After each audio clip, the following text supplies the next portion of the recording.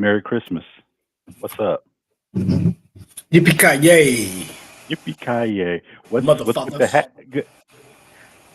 I don't know. Did you curse or not curse? I couldn't tell. I said motherfathers. I mean, to be fair, we've been streaming for like 4 minutes technically, so I guess it's fine if you curse. Well, Um, I'm trying to cut down on the cursing. The kids are starting to repeat what I say, so I really don't need a 3-year-old walking around talking about what the Interesting. We'll see how long that lasts. which Um, which he has done. He has done that I don't doubt several it. several times. I believe it. Yeah. What's going on with you, man? Uh, I'm holding on by a thread. Oh gosh. Okay. Didn't know it was so severe for you. I'm sorry. I have two toddlers, man. It's always gonna be like this. It's always gonna be like this, man. It's always Rough. gonna be like this. I tried to Uh. take him to a birthday party, one of my Uh huh. cousin's birthday parties. And normally we do this thing called quiet time. We turn off all the screens and they're supposed to take a nap. Owen, the youngest, takes the nap. The oldest doesn't all the time, a Hmm. lot of times. So getting him prepared, chill out. Today of all days, he decides to take the nap. So we wake him up to try to go to this birthday party, and it takes about a good 40 minutes to get him to like not scream no and complain. And we're like trying to get him to like, hey man, this is for you. Get him there. And he's like, oh, and we're like, yeah, dude. Hmm. Yeah.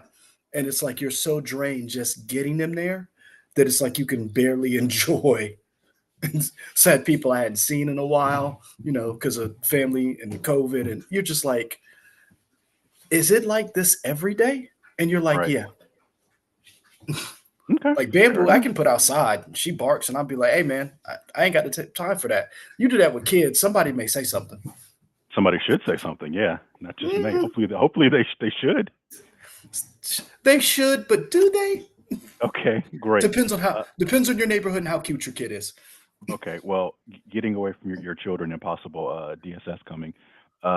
We talking about Game Awards, man. It is next Thursday, like five Yep. days away. 2020, 2023 Game Awards. You said earlier, was this the best year in gaming? I said no, but you brought up valid points that people were calling it the best year in gaming. I A mean, lot I of asked the lot of great question. contenders. Yeah. I asked the question if So, you. The reason why I asked is because when you look at the games that were released this year, mhm, you basically had some of the best games, not of all time, but you had some of the best representation across every genre that you could think of.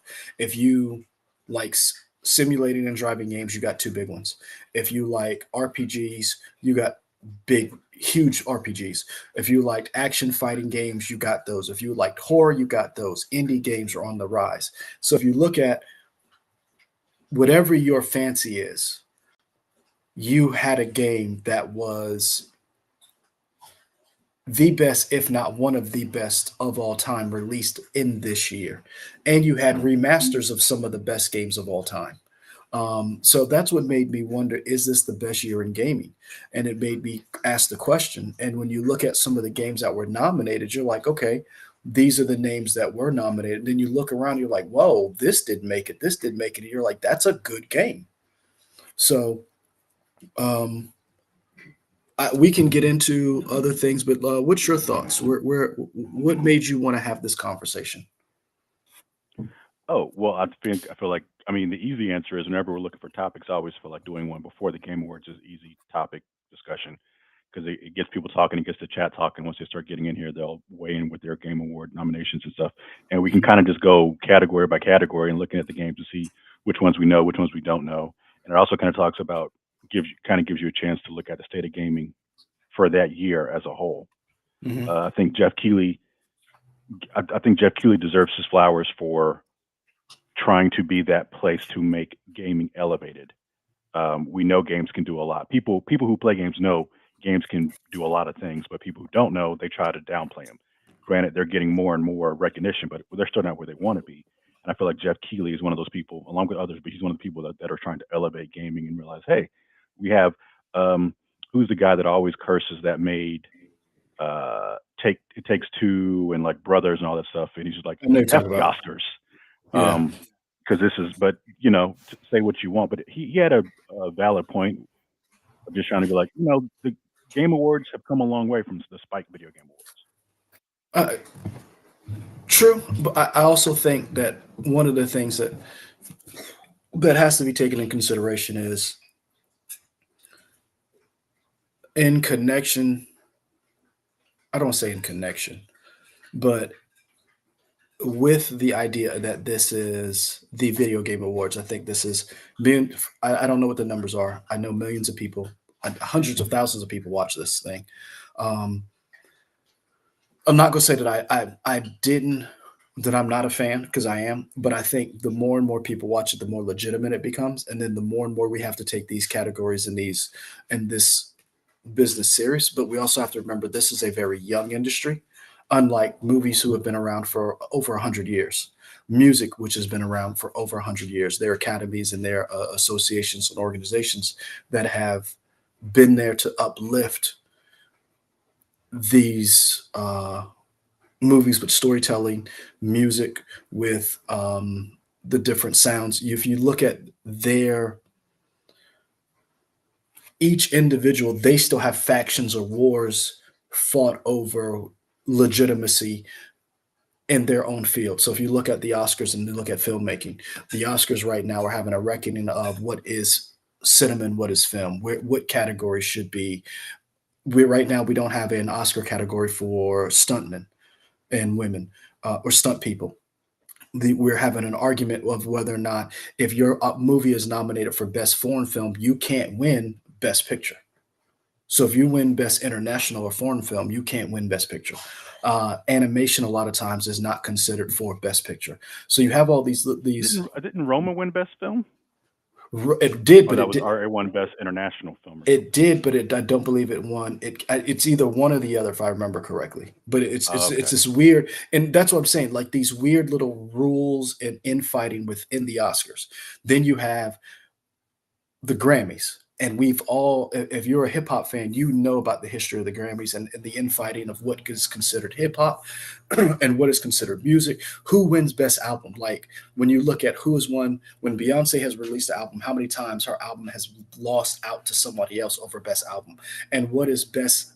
And then you look at what is best album and what is the other title? Best album and best or best album and record of the year. So like even those industries who have been around 100 years have had fights within their institutions. Gaming is no different. And I think part of the problem is we're a young industry, and that in the industry we have infighting with some of these categories as far as like what does this mean? Why is this game being? Because we'll get into it later when we talk about categories. Because there's a couple of things that was brought to my attention I didn't even catch. But I do believe we need to start taking this stuff seriously. I'm glad to see Jeff Keighley step up security because 2 years in a row, people have gotten on that stage who should not have been on that stage. Been And acting fools, yes, yeah. and there's one thing I don't want to take from the Oscars. It's the fact of the lack of security that the Oscars have shown in the last year. I don't want to see that repeated because people don't know how to act, and I don't want to see Jeff Keeler, any of the nominees or people hurt, or this award show not take or taken for granted because it's about time we have had the spotlight highlighting some of the. Don't get me wrong, there are a lot of it is commercial art, commercial Sure. I mean, storytelling, but they're there are commercials all the time. They got to make money. but I these people who work hard on these projects, these developers, they deserve their flowers and they deserve to be recognized. Yeah. You were talking about the about people jumping on stage. Do you think anyone is going to reference Israel, Palestine, Hamas, any of Yeah, that? yeah. Okay. I'm quite sure the organization probably sent out an email.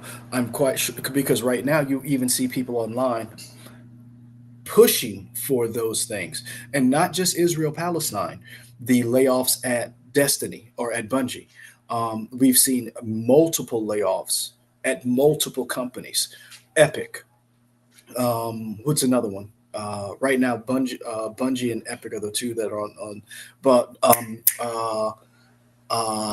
Well, I mean, the if you two. look at the people that bought all the studios, Embracer Group laid off a Yes, bunch of that's people. what I was thinking of. Yeah, so like it, Yeah. so like you're going to have somebody get up there and say something. Now, Hmm. how they police that, I don't know. Um, I don't know how you police that, and I don't even know if and because a lot of times these people are representing multi-billion-dollar corporations, but then you got some indie developers who are like, man, this is the first time I'll be up on this stage, maybe the last time. Fuck it. This is Sure. you Yeah, some. like if you got nothing to lose, you'll do whatever you want. And remember, old boy who won for Kratos, voice actor of the year. He was like, when they kept trying to play him off, he was like, I ain't going nowhere. Yeah, he stayed. So Um, okay, so I mean, I guess we can kind of just get into it, and if you want, we can go like category by category. I have it pulled up. I have it pulled up. Yeah. I figured we could start with. Hold on, here we go. Oh, excuse me. With most anticipated game. I didn't do any of like the content creators, esports, because I don't really know any of those people, so I don't have much to say about them. Okay. If you want to, we can do them. I don't know. Mhm. I will say, when it comes to some of these, this is where I think gaming needs to do a better job. So, and let me explain when it comes to the categories you just mentioned. Most anticipated game doesn't need anything like advertising for that. You know, get what I'm saying? Like, so like perfect example, when you see the Oscars or when you see the Grammys, because those industry have trades, they have magazines, Hmm. publications that they campaign for these different awards. I believe, and I don't know who needs to set this up, and it's this is one of those things where I'm like, this is a slippery slope, and I know what I'm about to suggest is a hot topic or a hot take, and it could blow up in my face, and it probably will. But this is where I kind of want the machine. Chat, mark it down. Go ahead. This is kind of where I want the machine because these some of these content creators of the year, Iron Mouse, People Make Games, Quackity, Spreen, and Spheric or Spirit. So I don't know any of these people. I'm not knocking them. I don't know. They're not the people that I watch or that I pay attention to.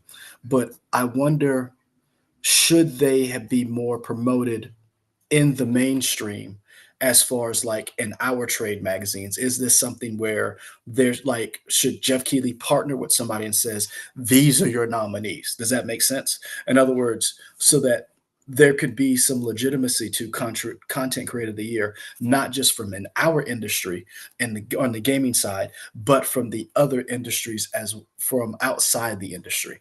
And I say that because Activision was bought by Microsoft. And I guarantee you it was a blip in the news cycle. So when you have something like this, or you have best esports athletes, stuff like that, that stuff is not covered by your major outlets. And so I'm wondering, how do we make sure that those people get their shine going forward? Wait, so are we doing esports No, and no, no, no, content no, no, creators? no, no. I'm just, it's just that's just a I'm off my soapbox. I was just bringing it up. In other words, Okay. so in other words, like we are both in the traditional mainstream media. You see what I'm saying? And we're in this media, and even we don't know who these people are. Does that make sense? And I'm saying, like, how going forward, how do you get those people more notoriety and more legitimacy in? Well, I think that comes. So I've at least heard of some of the names. I don't watch the streams, that I've heard of some of the names just because I am on Twitch more watching it. I do think companies are doing a better job of promoting those people because Okay. if you look, a lot of people, couple things, maybe telling on myself, we'll see, whatever. A lot of the female streamers now are getting more exposure on different websites that you can find them doing whatever. Okay. Take that how you will. Also, anybody who isn't out there necessarily being a blogger or somebody just kind of like showing off their body or whatever Mhm. that is, other people who are playing video games, um, they're appearing in more commercials.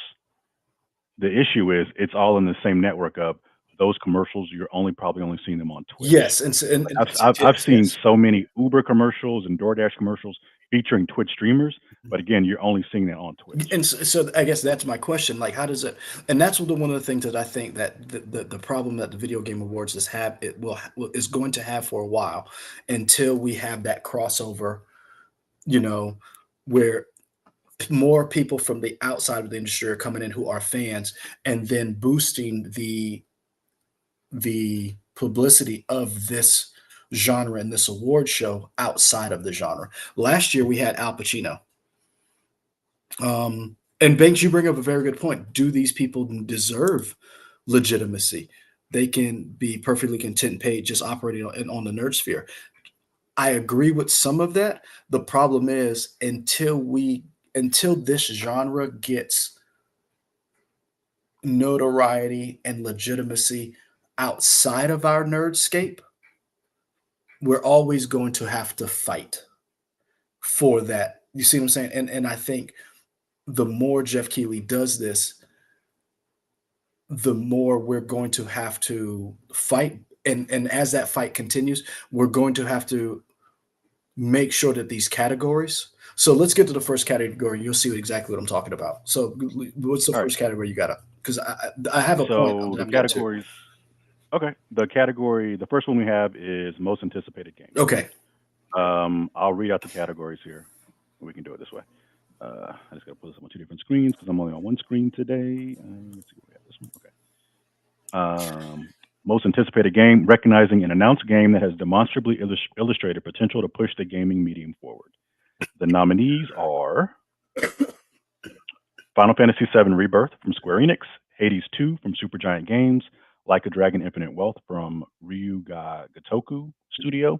Sure, Just I'm say Sega. butchered that Japanese. Just say Sega. Well, I want to give a shout out to the Rio Studio. They do a Okay. good job. Okay. Star Wars Outlaws Hmm. from Massive Entertainment and Ubisoft, and Tekken 8, Bandai Namco Entertainment, Bandai Hmm. Namco Studios. Those are our 5 nominees. Um, Off the jump, I'm going to say I don't have an issue with any of these being picked. I think it's weird, and to be fair, they explain it at the very top. Whenever these were announced, it's recognizing an announced game. And I think it gets into the murky water of we know games that haven't been announced, but we know they're coming. For example, we finally have a date for the first trailer for Grand Theft Auto 6. Yes.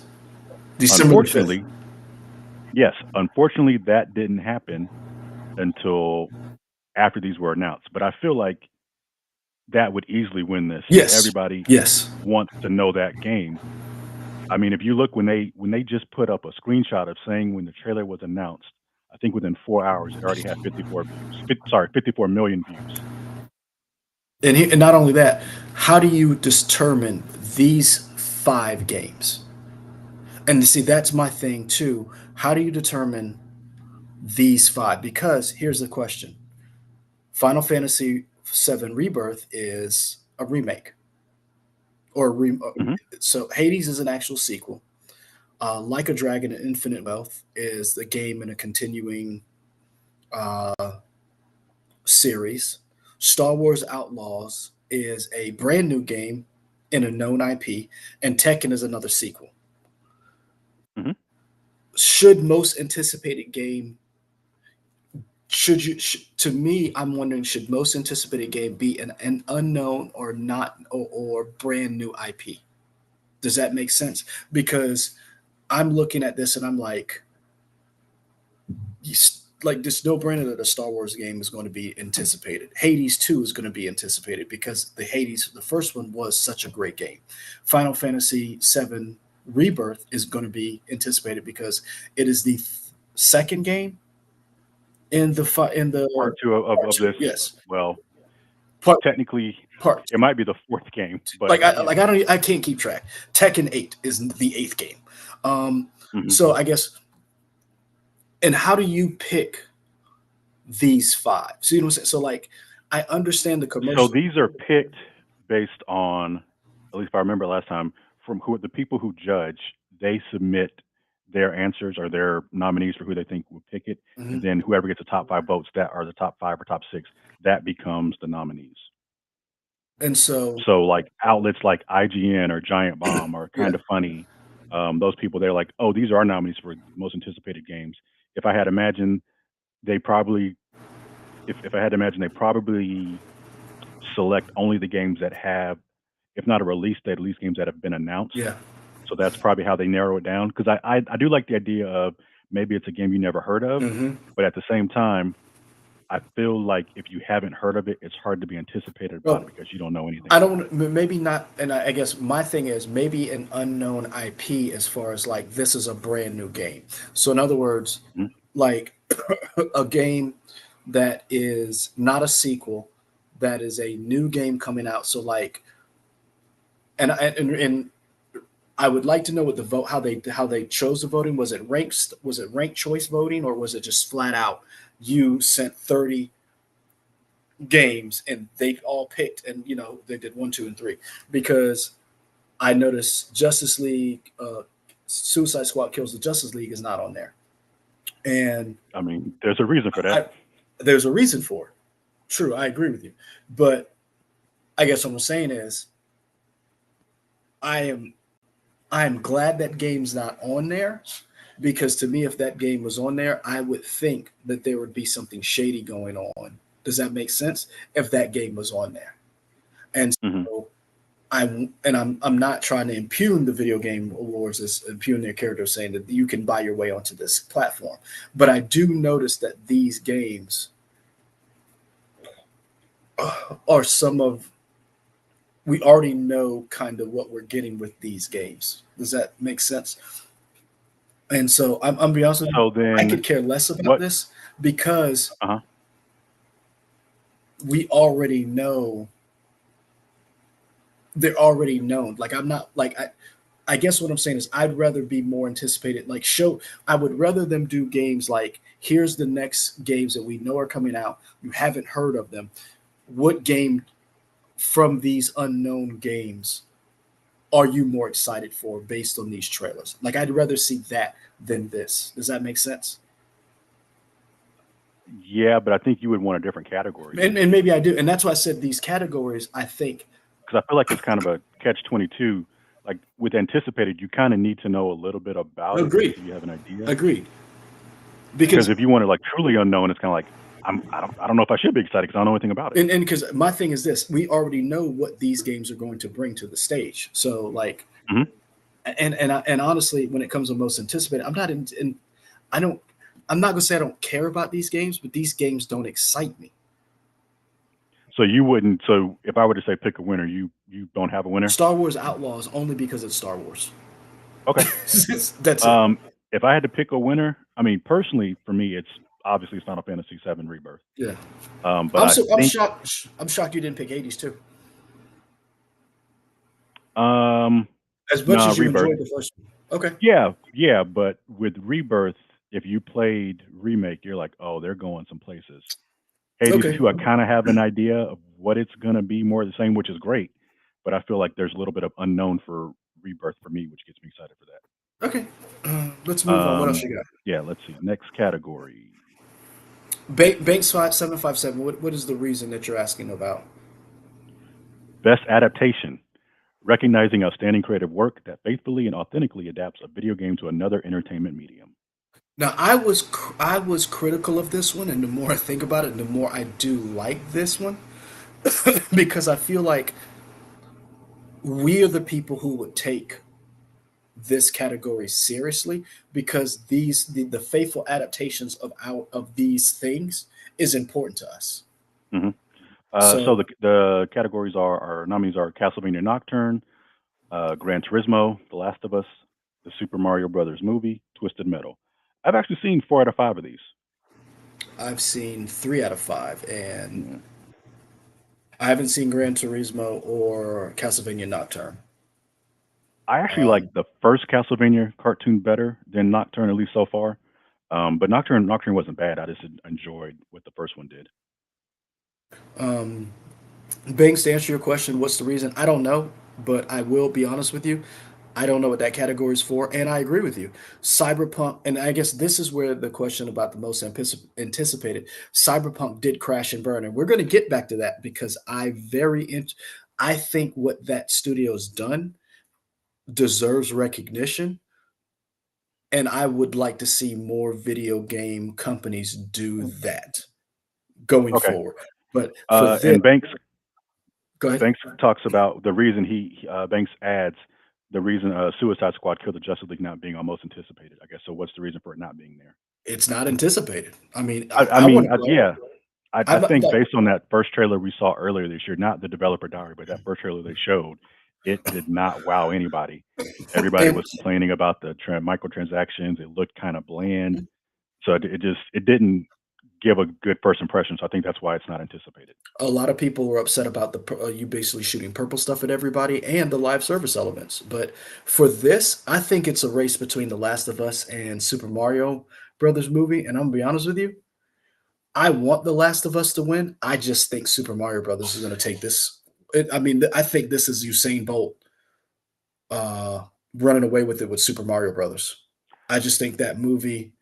I just think it just has that momentum. I love The Last of Us. I just think Super Mario Brothers takes this category. I think it's The Last of Us because of the people that vote, like that block of the voting judges. I think it's The Last of Us. Okay. And people, everybody was like, "Oh, this was cool. I Oh, the stuff's in the stuff is this. This how people got affected. Man, this is really good." I will say for either one, if either one of those win, I won't be upset. Like I won't be like, "How did this happen?" I'm not gonna be that way. I'm gonna be like, "The Last of Us one, cool." If Super Mario Brothers wins, I'm be like, "Cool." It because I was. You remember when they announced this movie and we first saw the trailer? I was like, "Eh," and you were like, "Oh no, this is gonna be hot. This is five mics, Dylon, Dylon, Dylon, Dylon, Dylon." And I was like, "Yeah." And I didn't get a chance to see it in the movie theater. I didn't. I saw it at home and I was blown away. Like I was just like, wow. How did this not get done? This is the best thing Illumination has ever done. And I Oh, have sure. watched every Illumination movie with these boys. And let me tell you how good a movie is. If you can catch a household of an angry black man, a white woman of two kids, and a Hmm. 3 and a 1-year-old, and we're all watching your movie, Hmm. you you made a It good hit, movie. it hit the four quadrants. It hit every genre, Hmm. gender. It killed in this house to the point where my Mario is up there with Elmo and dinosaurs Okay. in this house. So that's why I said I'm good. For me, the thing that I really like about this is I haven't seen Gran Turismo, so I can't talk about it. I heard people said it was okay, but the four that I saw, I really enjoyed, and I think that speaks Mhm. to how our medium is growing and people are finding ways to adapt stuff, whether it's a comedy TV show like Twisted Metal or a funny movie like Which was good. Mario. Yeah, Which was Twisted good. Metal was a lot of fun. We Last crapped of on Us, a prestige show, it. and Castlevania again. I like the first Castlevania cartoon better, probably because it told a full arc over 3 or 4 seasons, so it had time to do that. But the first season of this was really good. Yeah. So yeah, I think it just shows that our medium is growing, which is nice. I will say, Banks, I kind of agree with you a little bit on the sense of it is very hard to get that adaptation from a live action, especially considering how emotionally invested we are. If you are a fan of the Last of Us game and you watch the show, how beat for beat they recreated those moments and then threw in different moments you didn't expect. But I'm cool either way if either one of these two makes it. I would be a little taken aback if one of the other 3 do, becau but I haven't seen Gran Turismo and Castlevania Nocturnal. I will say for Twisted Metal, I don't think Twisted Metal was on par with the 2 of them, but you know what you Sure. don't see on that list? What's that? Halo. And they just dropped season 2 trailer, and I'm like, "I liked it, but it wasn't that good." I don't think Halo would be eligible this year. I think Halo was last year. It was? I think so. Shows you how So good it was. I don't remember when it right, came out. exactly. Let's see. Yeah, Halo was March 24th through May 19th of last year. Okay, cool, yeah. That shows you how good it was. Don't remember it when it came Yeah. out. Uh, Um, what you got? let's go to the next one. Let's see. Banks, nobody can forget that. Nobody can forget that. Best multiplayer for outstanding online multiplayer, gameplay, and design, including co-op and massively multiplayer experiences, irrespective of game genre or platform. The nominees are Baldur's Gate 3, Diablo 4, Party Animal, Street Fighter 6, Super Mario Brothers Wonder. I'm gonna go on a limb, and I know this may be a hot take. I think Street Fighter may take this one. I don't I know that think that's the a hot take. only reason why is because if you look at the juggernauts that is in this category with Baldur's Gate 3, Diablo, and Super Mario Brothers Wonder, I just see that Street Fighter and the fighting community has really embraced this game. Street Fighter has always been one of the perennial fighting games, and I think a lot of people, yourself included, really enjoyed this game or really liked what they saw from this game and the characters, the online aspect. And I I think Street think Fighter. Go ahead. Sorry. I think that this game, some of the other games will clean up in other categories. And I also think Diablo 4 has Blizzard has kind of a rocky. There's been a lot of weird things going on with Diablo 4, so that's what I think takes this one out. But that's Yeah, just me. I don't feel like that's necessarily a hot take because a lot of these other games are nominated in other categories so they can get their flowers elsewhere. Like people loved Baldur's Gate 3 and they said people enjoyed the multiplayer, but that wasn't the biggest thing that I heard about it. The thing I always heard about was just, oh, this is like The an old choice. school Dungeons. Yeah, the choice. This is a Dungeons and Dragons game being brought to Mhm. the masses and people really like it. Kyler Jones, And Merry Christmas to you too. Happy yeah, holidays, sir. nice to see Kyler Jones in the chat. Yeah. And everybody else in the chat, feel free to let us know what Yeah, games don't you be think are afraid to going to speak. win. Yeah. Yeah, Yeah. don't let Banks have all the fun. Um, I will say Super Mario Brothers Wonder did something interesting with this multiplayer in terms of letting you play with people on a couch or play versus people's ghosts, which Nintendo Online typically isn't that good. So props for that. But Street Fighter 6 did something I think in terms of making fighting games more accessible in terms of Mhm. teaching you frame data about games and teaching you startups and teaching you how combos and moves interact with each other and why certain characters are better against other characters. I Yeah. think Street Fighter 6 did a good job of introducing that to people. And I think that's one of the things that the reason why I said when Street Fighter 6 was announced, I think a lot of people didn't know what to expect from it. And I remember those videos that came out about Street Fighter and the character videos and like how each character interacts. I think that did a good job of like bringing people in who may not have been Street Fighter fans. Hmm. Like some people who are already fans are like, I'm already pre-ordered. But those videos, I think, because they got me, I watched all of those videos and I was like, oh, because and it's so funny because I was texting you about stuff and you were like, oh, you ain't played. What was and you literally you asked me, you were like, when was the last Street Fighter you played? And I was like, Alpha? And you were like, Hmm. oh, a lot of shit has changed. And I was like, really? I was like, I'm really into this. And I was like, I'm interested in this game. It wasn't in the games that I bought because I got 2 kids. Sure. But it really brought me back into the fold, and that's one of the things that I think some of the other games didn't do as Hmm. far as multiplayer. But Okay. I could be wrong. So my pick is Street Fighter 6. Yeah, I'll go Street Fighter 6 as well. Next one. Best sports racing. This is always a weird category. I don't know why racing isn't under sports. I don't know why they have to do a hyphen for that, but or a slash Because for that, there's not whatever. enough because there's not enough games to do sports, and there's not enough good games to do just racing, so they'd, like, But isn't combine. racing a sport? It is, but what I'm So just saying is call it best sports game. because a lot of I don't know. people don't think racing is a sport. Okay. I won't say that working in Charlotte, NASCAR headquarters, racing's a sport to me. I mean, All right. it because we still have the argument, are these athletes? Yeah, that's true. So, Here um, are the nominees: EA Sports FC24, F123, Forza Motorsport, Hot Wheels Unleashed 2 Turbocharge, and the Crew Motorfest. I didn't come on. realize. For me, I think Forza Motorsport will probably Forza's winning win. this. Force I is what think it so. is. But Hot Wheels Unleashed 2 Turbocharged, even the first Hot Wheels, if you just want a fun arcade style racing game, the Hot Wheel games are a lot of fun. I'll just say that. Uh, Kyler brings up a very good point. Very I good point. I think the ML, reason why MLB, nobody's talking. MLB, Go ahead. MLB The Show is not up there. Hmm. I think those it's very interesting what sports games are not on this list. He brings up a very good point.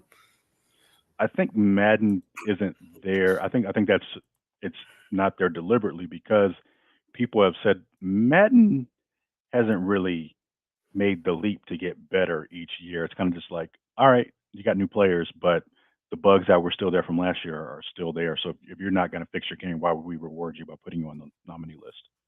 Hey man, you're not gonna get an argument out of me. You already know how I feel about Madden. Yeah, You already know exactly how I feel about Madden and what Madden should do if they want to update. And I think they would make a killing because I would be one of those people who would dip back into Madden. Um, but what I didn't know is I thought the Crew Motorfest came out so long ago. Was that only last year? Let me see. The Crew Motor Fest. like I said, the MLB The Show is always an interesting game for me because Sony makes it, but it's day one on Game Pass. And it's not on PlayStation's Plus. It's not like a day one on PlayStation Plus. Even though Sony makes it, it's on Xbox. It's a very weird thing. Um, I personally think MLB The Show should be up there, but I don't know what you would take off to put it up there because I don't play enough of these games to like, oh, this should be off of there. So, Sure. Yeah. and my question is for Forza. Is Forza really a racing game, or could it be considered a simulator game as well? I don't know. I mean, it's weird. That, I guess when we that's get a to simulation, we'll see what the definition of it is. okay. Yeah. But I Um, believe Forza is going to run away with this. yeah, That's I just would me, agree though. with that. I'd agree with that. Um, if we're talking about like sequels and iterating on stuff, the thing that Turn Two or Turn 10 Studios does is really build on every engine whenever they release a new motorsport game.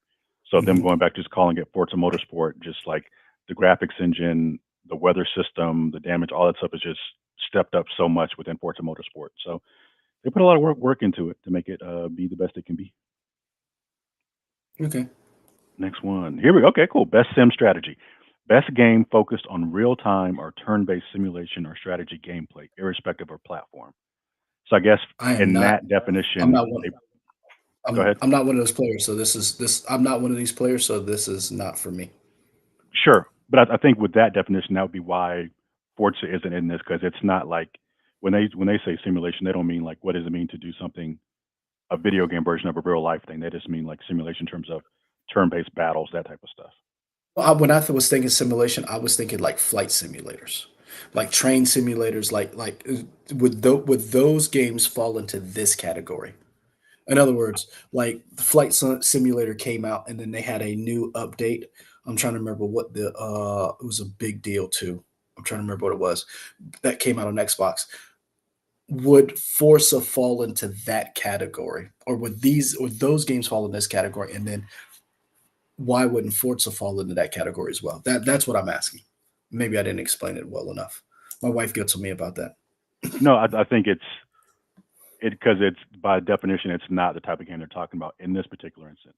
Okay, I almost feel go like ahead. they would need another category of like, here's a best game that simulates something you do in real life almost. Okay. I don't know what that would be called, but yeah. So we got Advance Wars 1 and 2, Reboot Camp, Cities Skylines 2, Company of Heroes 3, Fire Emblem Engage, Pikmin 4. Um, so I can talk about this one because I know you said this isn't really your thing. Yeah, this is not me. I like a turn-based RPG or tactics game like Final Fantasy Tactics. I really enjoyed. Disgaea I really enjoyed. I like the Fire Emblem games. Um, so let's see history here. If I had to pick one, I would probably say Company of Heroes 3. Mm. It's either Why? Company of Heroes 3 or Pikmin 4. Um, Why? the other ones have kind of had issues. Fire Emblem Engage, people liked it, but it kind of came and went maybe people talked about it for a few weeks and then it was gone. People like the other Fire Emblems that came out before, like Three Houses, they really enjoyed that in the Fire Emblem series. City Skylines 2, people have liked it, but it's been kind of buggy, and they're hoping that Paradox Interactive can kind of fix those bugs to release a better version that people can play. I don't know if City Skylines 2 is on consoles yet. It's supposed to be, but they delayed it because it wasn't running the way they wanted to. And even when they released it, they were like, "Hey, we know it's buggy, but we're still going to release it." And that was a big controversy. That they admitted that it was buggy and they still released it. A lot of times people don't admit it, so whatever. Advance Wars 1 and 2. I don't know if you remember that How do you feel history about was that? them releasing a game. No. How do you feel about them admitting it? Like, because you just I think said I a think lot of that's good. people don't admit that. So, like, how do you feel about them actually saying, "Hey, man, we effed up"? Like, is that a I good think that's thing or transparent. I think more transparency in the video game business is better than less transparency. okay, In a perfect world, you wouldn't release a buggy game, but at least you can admit it and you're going to work on fixing it. I like that. okay. Advance Wars 1 and 2 Reboot Camp. I don't know if you remember, this game was supposed to come out a while ago, but Mhm. then Russia lost It its was mind and decided to invade Ukraine. it And was a Nintendo lot of said, we're going to hold off on this for a little bit. it was on a lot of people's, anticipated games list, not Right. necessarily like this list, but it was on a lot of people's games list, and a lot of people were like, "The game is done. It is made. Why has it not been released?" And then remember the question was, "Oh, will they kick this down the can to be a launch title for the Switch 2?" Yeah. But they released it. It's fine.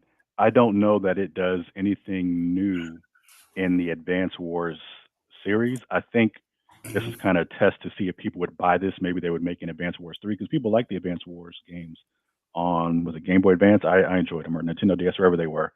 And this is kind of just a remastered HD version of that. It doesn't do anything necessarily particularly groundbreaking that would make it win this category. So I think Company Heroes 3, it has the pedigree, it has a name. I feel like either Company Heroes 3 or Pikmin 4. Again, those two that are established in the turn-based tactics style games, I feel like one of those would win. If I had to pick, I might Okay. say Company Heroes 3. All right. Yeah. Let's see what we got next. Best family game. For the best game appropriate for family play, Call of Duty. irrespective of genre Call or of platform. Wow. That would be wild. We got Disney Illusion Island, Party Animals, Pikmin 4, Sonic Superstars, Super Mario Brothers Wonder. I feel like this is Um, more my category. I don't feel like you. I mean, do you play any of these? I so here's the thing. I would play Super Mario. I would play Sonic. Maybe not Pikmin. I would play Party Animals with my family, and I would play Disney Illusion with the kids when they get older, but it's Hmm. just not the game that I would play to blow off steam.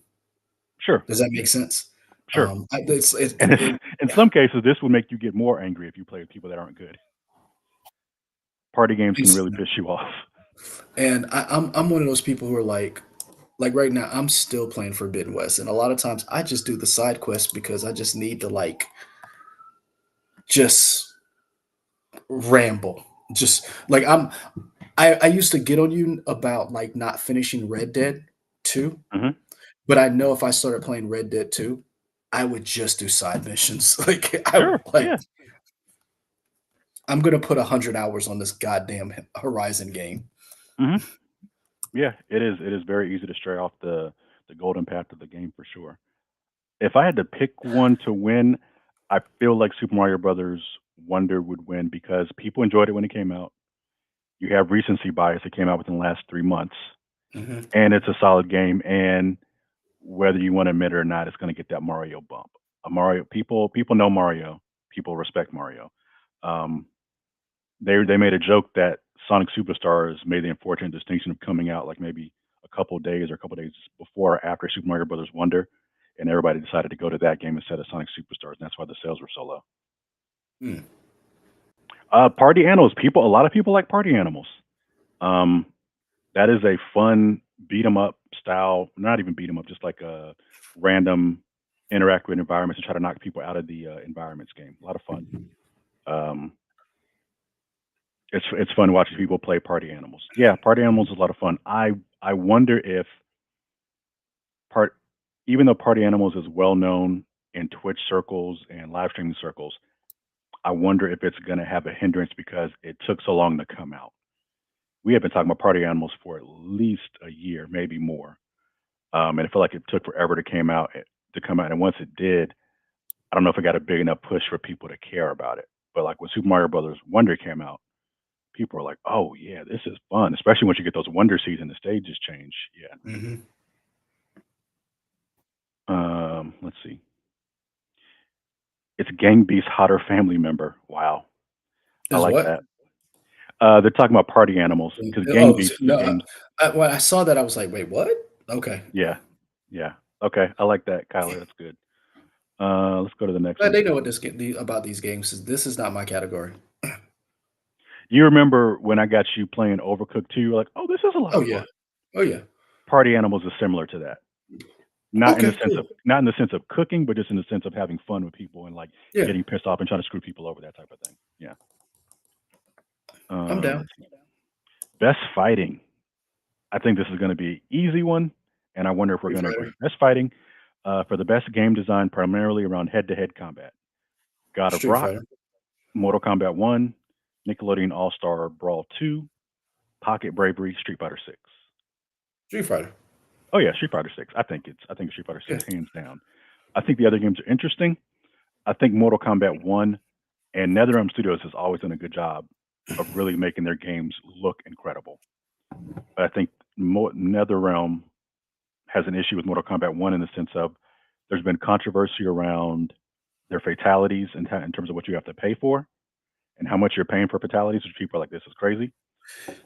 Yeah, that And was weird. yeah, Am I crazy? Was it weird that they tried to put microtransactions for fatalities, it's and not then the some of first them, time they've done it. It's just the most egregious they've been at it. and some of them actually weren't even fatalities. Am I correct? Am I making that up? I just thought it was for fatalities and costumes. True, but I thought some of them weren't even real fatalities. Like I thought they were like, yeah, Banks paying for fatalities, man. That's the world we live in. Yeah, yeah. I think it's like maybe it was $10 for the Sir, Halloween fatality.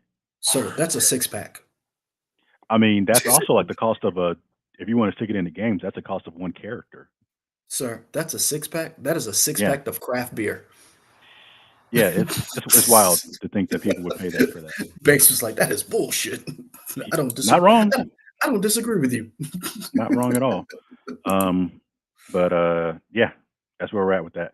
But I think it lost ill will with that, and also people like Mortal Kombat 1, but and if anybody's in the FGC fighting game community is in our chat, welcome.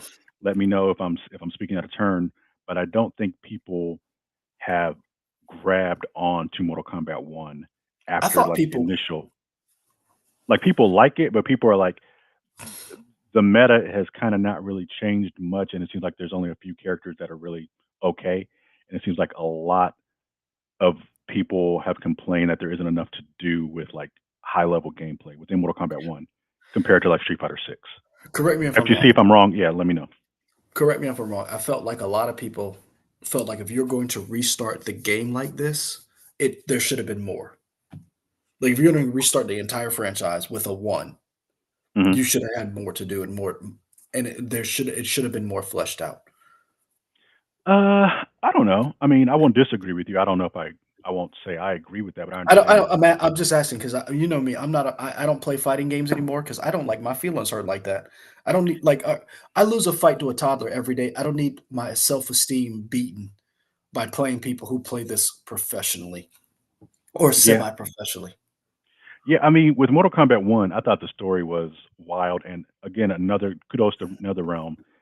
The Mortal Kombat stories are they're essentially watching like 15 hour long action movies, which are Mhm. great. Very well done, highly involved cinematics. Street Fighter 6 story mode was kind of bullshit, but the gameplay was there. Yeah. And I think Street Fighter 6 also gets kudos because when Street Fighter 5 launched, it was bare bones and it was very lacking in a lot of modes. Street Fighter 6 came with more, so I feel like people would kind of give props for that. Like, okay, they did improvements. Okay. Nickelodeon All Star Brawl, kind of like a Super Smash Brothers clone. That's fine. Pocket Bravery, I don't know. God of Rock, I haven't played, but it looks cool because it's a rhythm fighting game, which is something I would play. But yeah, This is the rhythm of the night. The night. Oh, man. yeah. Okay. The rhythm Uh, of the night. what did Bank Seven? I remember when MK first debuted, and I never thought I'd say this, but I think NetherRealm doing too much with them fatalities and brutalities. I'm watching them character reveals. Like, Banks, that's when because you old. You need to get on board with all of this gratuitous violence. have you seen the Thanksgiving fatality, Leroy? I don't need to. I'll be It honest with is, you. it is, it is tough to watch. I'm like, oh I'm gonna, god. I'm gonna be honest with you. Uh huh. I had no problem with Mortal Kombat. I'm like Banks. I had no problem with a lot of this when it first came out. I was like, eh. But now I'm kind of like, you guys are going a little too far. And I'm the guy who loves Dead Space. Hmm.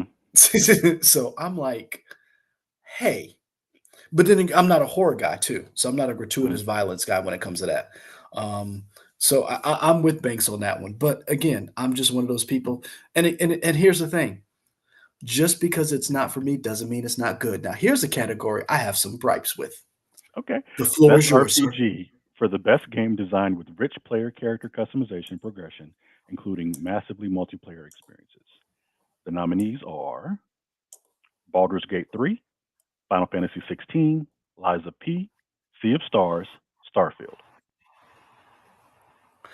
I Two mean, games. in my heart, Go ahead. I Go wanted ahead. to be I wanted to be Sea of Stars. Sea of Stars was Really? so good. It just hit the spot for me in terms of Okay. loving old school 16-bit RPGs like a Final Fantasy 6 or a Chrono Trigger. It just Mhm. really hit the spot for me. I I highly doubt it would win, but man, was it good. I have no problem with Sea of Stars winning or Baldur's Gate 3. This to me is like the best adaptation category. As long as one of these two games win, I don't have a problem. I have a problem with the other three. Lies of P is not an RPG game. So let's get that out of the way. Final Fantasy is not an RPG game. And here's my problem with this category. There should be maybe another category, or we need to have a hard and fast rule of what an art role playing game is. Because I don't I don't know if these fit into the RPG category. Same thing with Starfield. Is Starfield an RPG game? Yes. Yes. Okay. I personally I would feel like Starfield is a slavish RPG to Skyrim just in space. Okay. I'm just I feel like you take the role of a person, you level them up. true. Yeah, Okay. I feel like it's an Okay. RPG. What would you Now consider it? I'm just asking. Now, is Okay. Lies of P in Final Fantasy an RPG game? Because I don't think they are. I think they are more action adventure than they are, and this is the problem that I have with this category. There are other games that I think should have been in that I think could have made it into this category. Not that I think that should have been. I think could have made it into this category that that didn't. And this is where we get into the murky part of. So, would you consider Animal Crossing or Stardust Valley an Stardew RPG? Valley? No, Yeah, Stardew Valley. no. Uh. Okay. Um. For Would you me, call those life but sims? yeah, Do they have I their own don't. category? I don't know that they do. They might be And like here maybe like a family game or something. But I know it's now, so weird because categories and games can be a little bit of column A and a little bit of column B, mhm.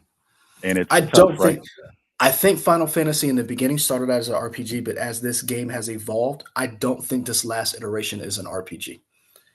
So I I actually do, I bought this game for Black Friday, and it's at my house. yeah. I haven't played it yet. I'm excited because I got it, half off.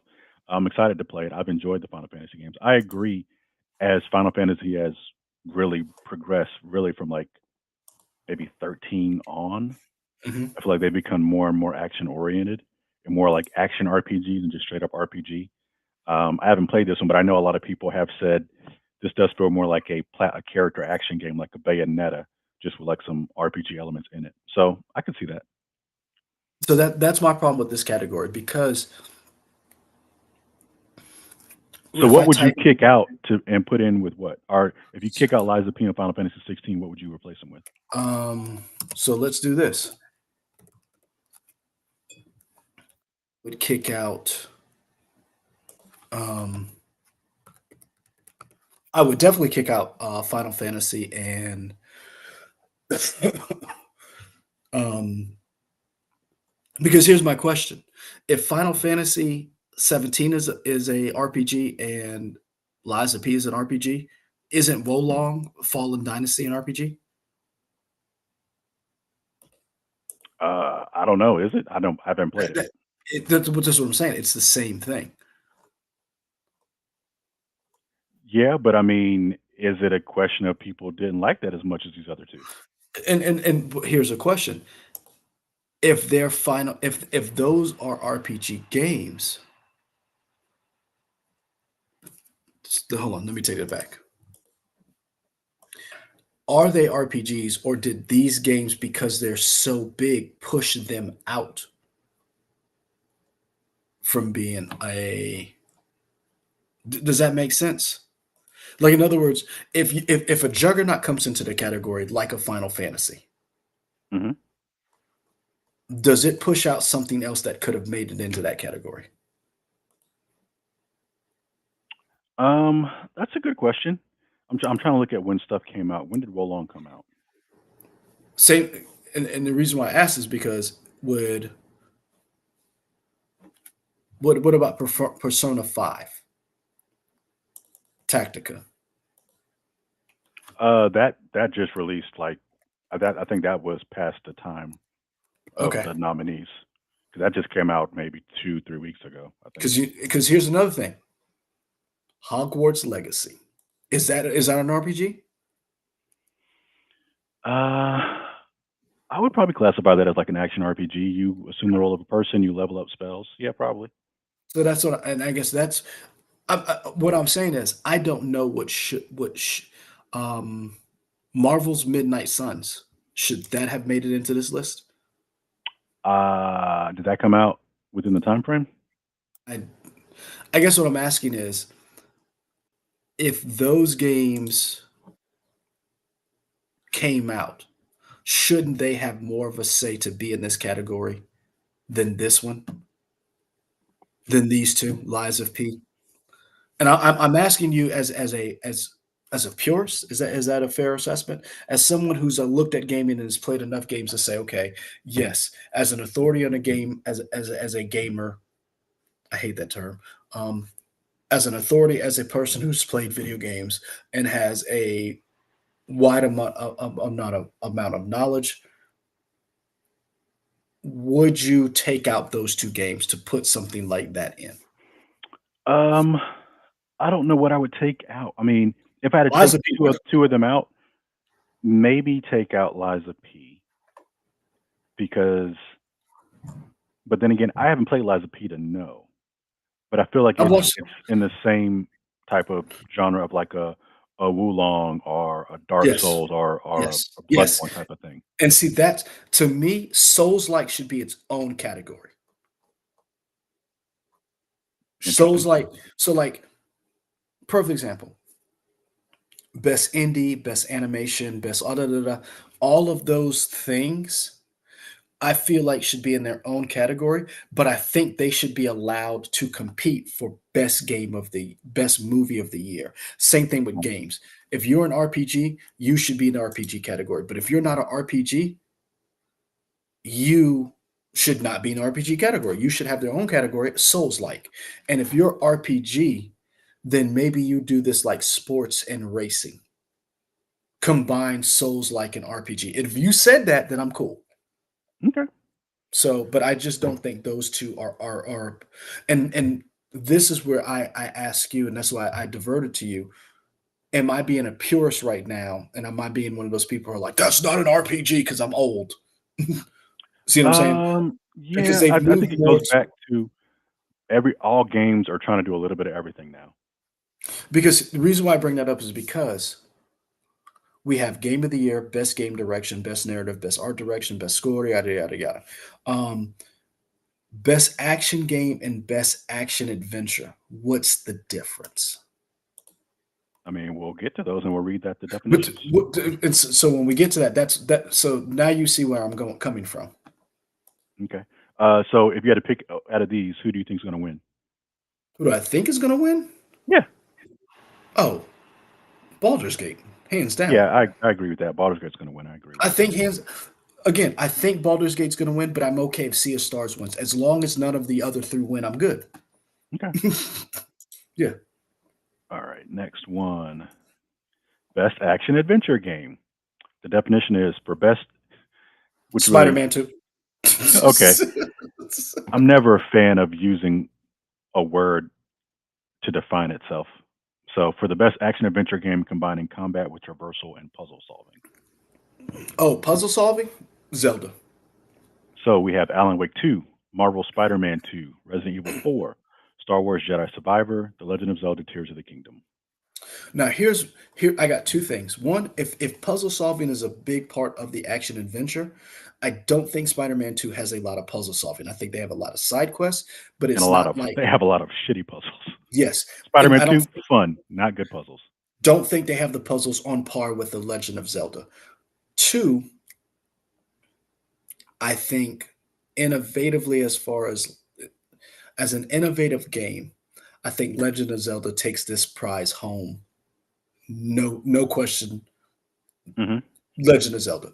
And also because Star Wars Jedi Survivor was released as a broken game in the beginning. Hmm. And I think that should honestly be something you consider when you talk about these games. And I So think that then should be when a you category. well, they have like most improved game.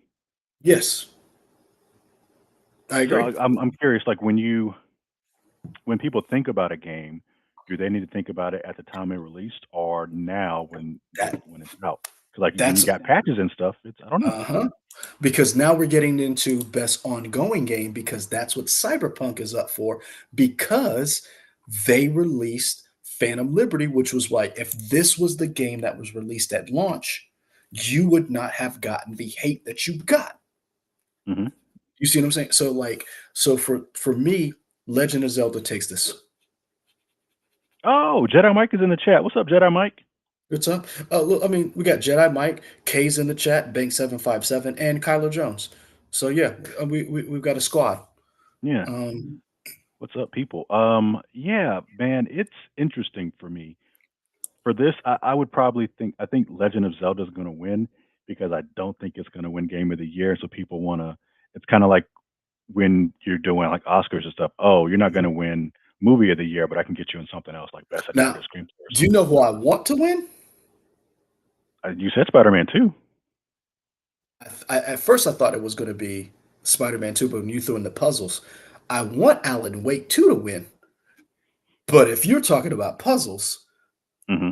go ahead and give that. Go ahead and give that award to Zelda. Okay, that's what's I up. want Alan Wake 2 to win, but yeah, go ahead Okay, because you know yeah. I've been waiting on that game. So have you picked it up yet or no?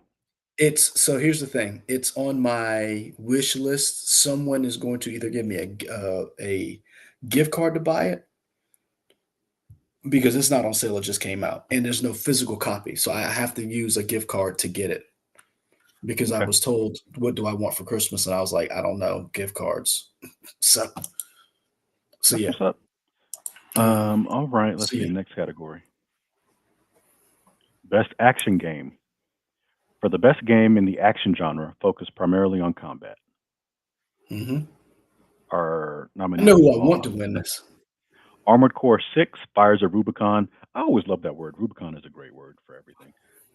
Dead Island 2, Ghost Runner 2, Hi Fi Rush, Remnant 2. I've only played I one of these. I want Remnant 2 to win. Okay. I think just the concept of that game is amazing. Um, Can you tell me what the concept is? Because I do not know. so here's the thing. When you play Remnant 2, you have different classes. It's kind of like a Souls game that's action adventure Hmm. or an action game, a shooter. So you have different classes. But here's the thing. You and I can play the game and we could not we could both buy the physical game Hmm. and we will not play the same game. Does that make Oh, sense? interesting. So Okay. I could be transported to one part of the game, and you could be transported to the other part of the game, and we could finish the game, and neither and both of us could play it and have two totally different experiences in the game. Okay. And I think that is a very cool where you will see worlds in this game. So your playthrough is amazing every time you pick it up because you will never play the same game twice as you go through. And so you have people playing like, "Oh, did you get this weapon? What are you talking about? I never even went to that world." So Hmm. like that's one of the coolest things I think about that game. Fires of Rubicon, I like Armored Core. I'm so glad Armored Core is back. It is a game that's on my wish list. Whether I get it for Christmas, I don't know. The game will come to the green household Okay. because it's mechs and I get to shoot people in the face. So, and I get to do it on far off planets. It's about corporations and resources. My only problem with Fires of Rubicon is that the story is a little weak. They do a lot of that like video diaries and stuff like that. Hmm. And it's from software. Um yeah, Banks, check out Remnant. Now, don't get me wrong, if you're not a Souls like person where like you are up for a challenge, this may not be the game for you. But that gameplay, as far as like you have different character classes that you can have and level up those characters, and you go to different worlds and go to different zones, you could have so me and you could play the game, and I could have a totally different experience, and Kay could play the game, and Jedi Mike, and then when we team up, you can play in other people's games and then you can play your own solo game and have a totally different experience. That's what I love about the game. Okay. But Fires of Rubicon, yeah, give me some mechs, let me shoot some things, and let it. I want one of those two games to win, but I'm cool with any of these games that win, honestly. But I The only think game that Remnant I 2, played in the category. Sorry, go ahead. What do you think is going to win? I think Remnant 2 is going to take it. I would love for Armored Core to take it, but I'm cool with any of these games, especially if Hi Fi Rush did. And it was like not even announced, it just dropped. Hmm.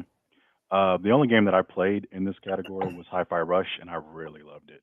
You really did. Uh, You told yeah, me about it. I had a lot of fun. I'm hoping they're working on DLC or a sequel or something, but that was a lot of fun. Hi-Fi Rush They is really good. updated it so, like, they changed some of the game modes, so that I mean, that should be right up your alley. Okay, cool. Um, yeah, but Dead Island 2, I know it got love when it came out because people were surprised that it did come out after being delayed for so long. Like, oh, it came 10 out years. and it's decent.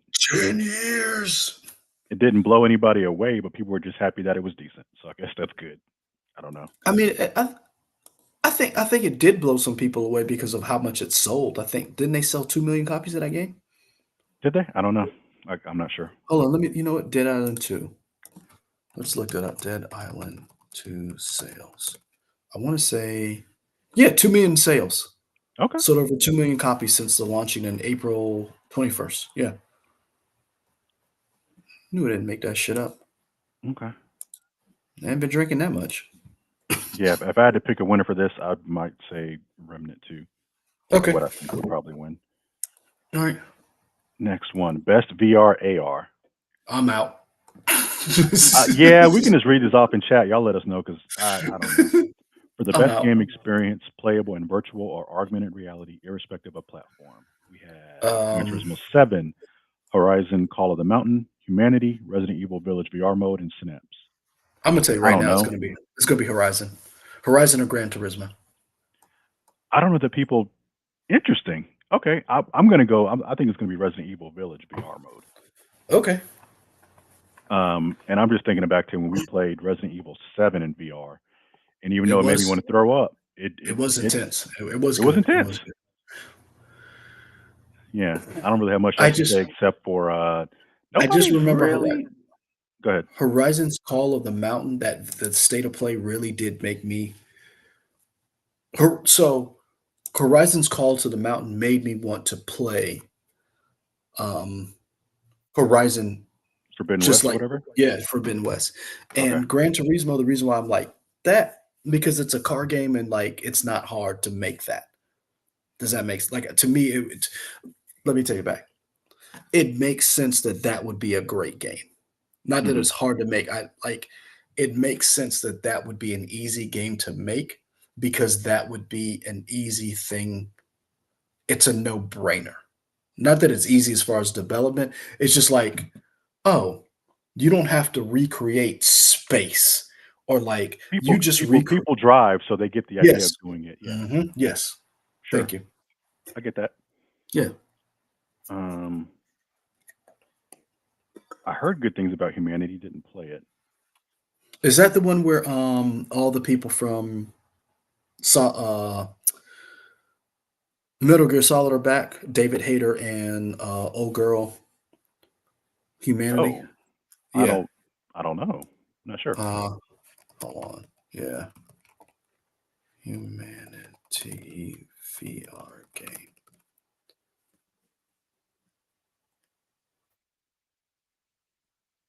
I could be wrong, but let me look that up. Go ahead, keep I just talking. know Humanity is. I know Humanity is a puzzle game. I know that. Synapse, I know is the one that had like the Oh, this really is big. sorry. This isn't the game I thought it was. Okay. All It's, right, that's it's VR Synapse. AR. It's Synapse is the game that Okay, that's the one with the big voice actor talent and stuff. yes. Yeah. Yes. Sorry. Um, what do you think of the state of VR? Or is it here to stay? Or I mean, is it making progress? I feel like Sony put out that $500 headset, and there are not a lot of games that you have to play for the VR, so that you like, oh, I I, need to th- get this system for that. I think once again, it's a $500 hat. I think that that Sony needs to make. Here's the thing that I think Sony needs to do, and I don't want to go because we've been talking for at least an hour, and we still got more games, and I'll be quick about this. For Sony's VR, Sony needs to partner with everybody for the VR because I feel like eventually VR is going to come and you want to be in the forefront of this. It's going to be the new thing. Same thing with cloud gaming, kind of like how Microsoft is with Game Pass and put it on all different consoles and stuff like that. Sony needs to be in the forefront of VR. And if you want to do that, then you need to partner with everybody. You need to get with Steam or Valve and bring Half Life Alex onto your system. You don't have the games that makes me want to spend $500 for a hat. Hmm. Our hat.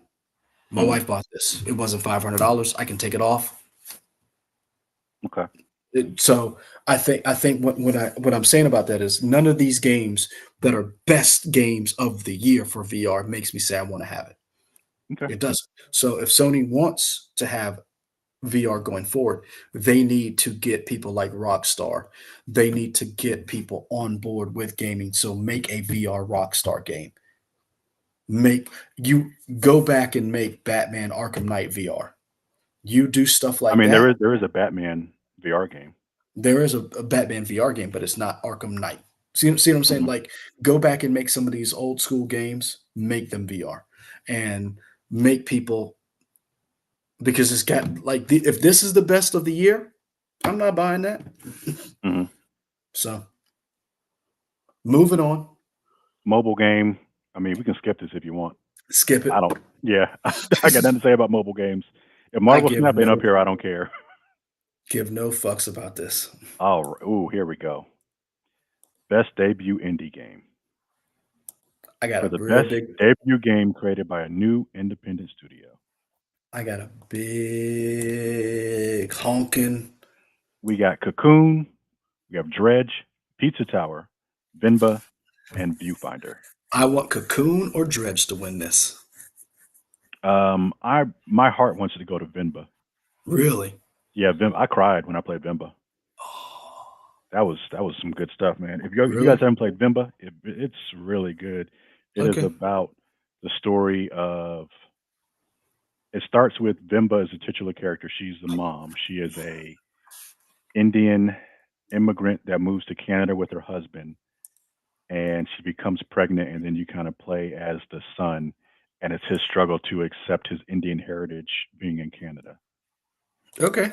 And it's just you just hear like stories about how he doesn't want to eat his Take in. Indian food at it to school because he doesn't want people picking at him and smelling the food. It's like, ooh, that hurts. Yeah. I mean, and that's just one story. There's a bunch of stories in there. It's really good. And I here's really the like thing, I really like Gumba. I've heard that story before. Yeah. Yeah. So So you said Dredge or Cocoon? mhm. I Cocoon. need to play Cocoon because I think it's on Game Pass. Did you ever watch Survivor or Sovereign's Survivor's Reign on No, HBO Max? I know Kate talked about that in I'm gonna tell you right chat now one that time, but I heard it's that good. game reminds me of show. Okay. Um, is it Survivors? I think it's called Survivor's Reign. That sounds right. Reason because I can't Or remember if it Scavenger's Reign? Scavenger's Reign, yeah, Scavenger's Reign. Scavenger's Reign, yeah. Yeah. It reminds me, like watching the trailer for that. It reminds me of that the whole technology mixed with an alien planet. Mhm. That's what that game reminds me of. Cocoon does, and Dredge just something new. Like, and I don't even like roguelikes. Mhm. I don't like. I don't like those games. But Dredge, I have it on my Switch. Yeah. I'm like, this is a cool game. Okay. I've heard good things about all of these things. So I think this is a Yeah, category that just shows how different indie games can be. And I'd be happy if any of these won because I've heard yeah, nothing but good things for all these. My heart wants yeah. to go to Bimbo just because I played that one, but I would be happy either with any of these. It does not. The Cocoon reminds me of of Scavenger's Reign as far as like just the way that you interact with the world and how like weird everything is. But then like you watch it, and you're like, okay, that makes sense. But then it's like, no, what the fuck it doesn't. What am I talking about? This is alien as shit. But Hmm. it just Scavenger's Reign was just so different. Something I had never experienced. It reminded me of like watching, like being introduced to a Studio Ghibli film Hmm. for the first time, and Cocoon was like that. Okay. Cocoon remind me a little bit of, and it's from the same people who did Limbo, Oh and yeah. but it didn't remind me of those games. It reminded me of what's the other one? Grease. It reminded me of Grease. Okay. Yeah. Gotcha. Let's see. Next one. Best independent game. So Here's weird. I got a big problem with this. For outstanding creative and technical achievement in a game outside the traditional publisher system. Everybody should win this except Dave the Diver. So we have Cocoon, we have Dave the Diver, we have Dredge, we have Sea of Stars, we have Viewfinder. Yep. My heart wants to go to Sea of Stars because again, that's the one that I played, but I really love Sea of Stars. I 100% of that game. I did a lot of that stuff. Here's my Um, question. yeah, What do you consider an independent game?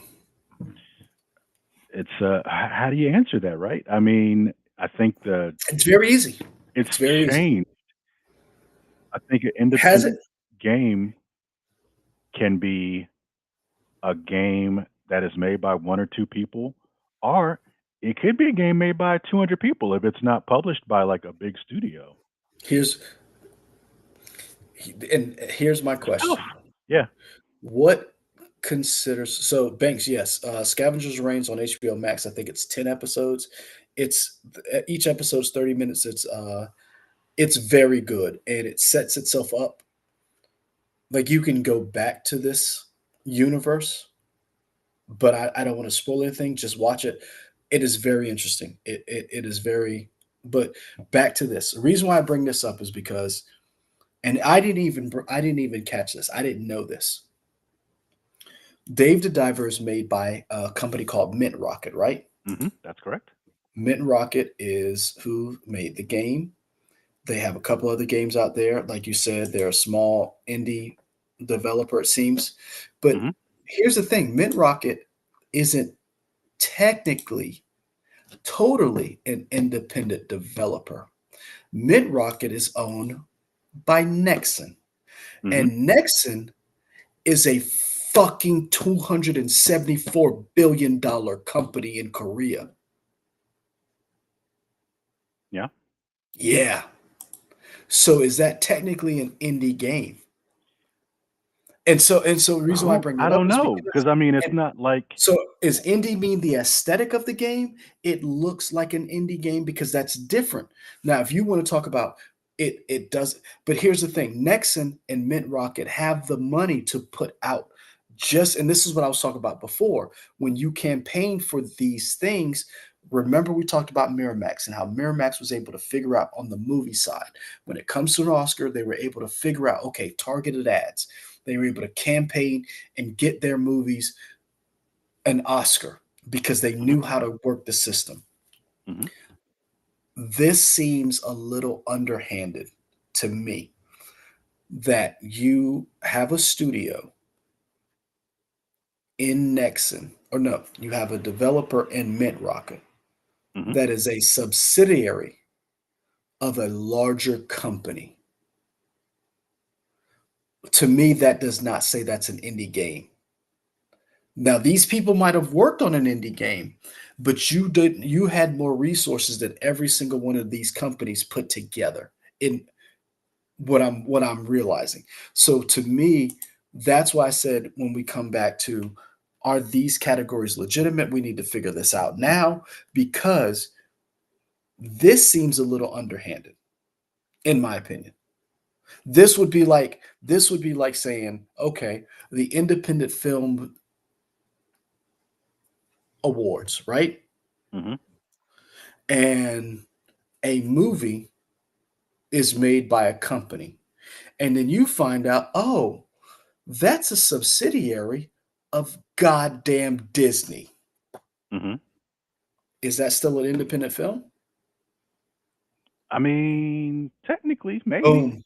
And so I'm asking these questions because I don't know, but I feel a little icky about it. That's all I'm saying. So who do you think wins it? Dave the Diver. I think Dave the Diver's probably gonna win. I think Dave the Diver is gonna I win. want I want anybody else other than Dave the Diver to win. But here's the Yeah. problem with that. I All of these people worked on these games and all of this machinations from these huge corporations should not obscure or obfuscate the work that these people did. Sure. And that's where I have this big problem with this going forward because it's like Mint Rocket did the work. Mhm. It sh- it shouldn't matter that they are housed underneath this huge corporation, but it does matter because are you technically an indie company? That's like Epic having a company and having that company having all the resources of Epic. Mhm. So I want Dredge to win this. I really do. I want Dredge to win this, but Dave the Diver's probably going to take this home. Yeah. And when you bring up Dredge, it's interesting because it's published by Team 17. Team 17 is a well-known game publisher. Hmm. So then you kind of get into the like, okay, well, how do you define what is independent based on how many people work at Team 17? Because Team 17 has Uh-huh. published a bunch of different stuff. I don't know. Uh-huh. You know what I feel like? Remember What's the that? after credit scenes in fucking Coming to America? We was like, Uh huh. taste the soup, taste the soup. And he's like, where's the spoon? Uh-huh. That's how I feel Hmm. right now. Yeah, Because you that's what I'm talking about. You bring up a good point.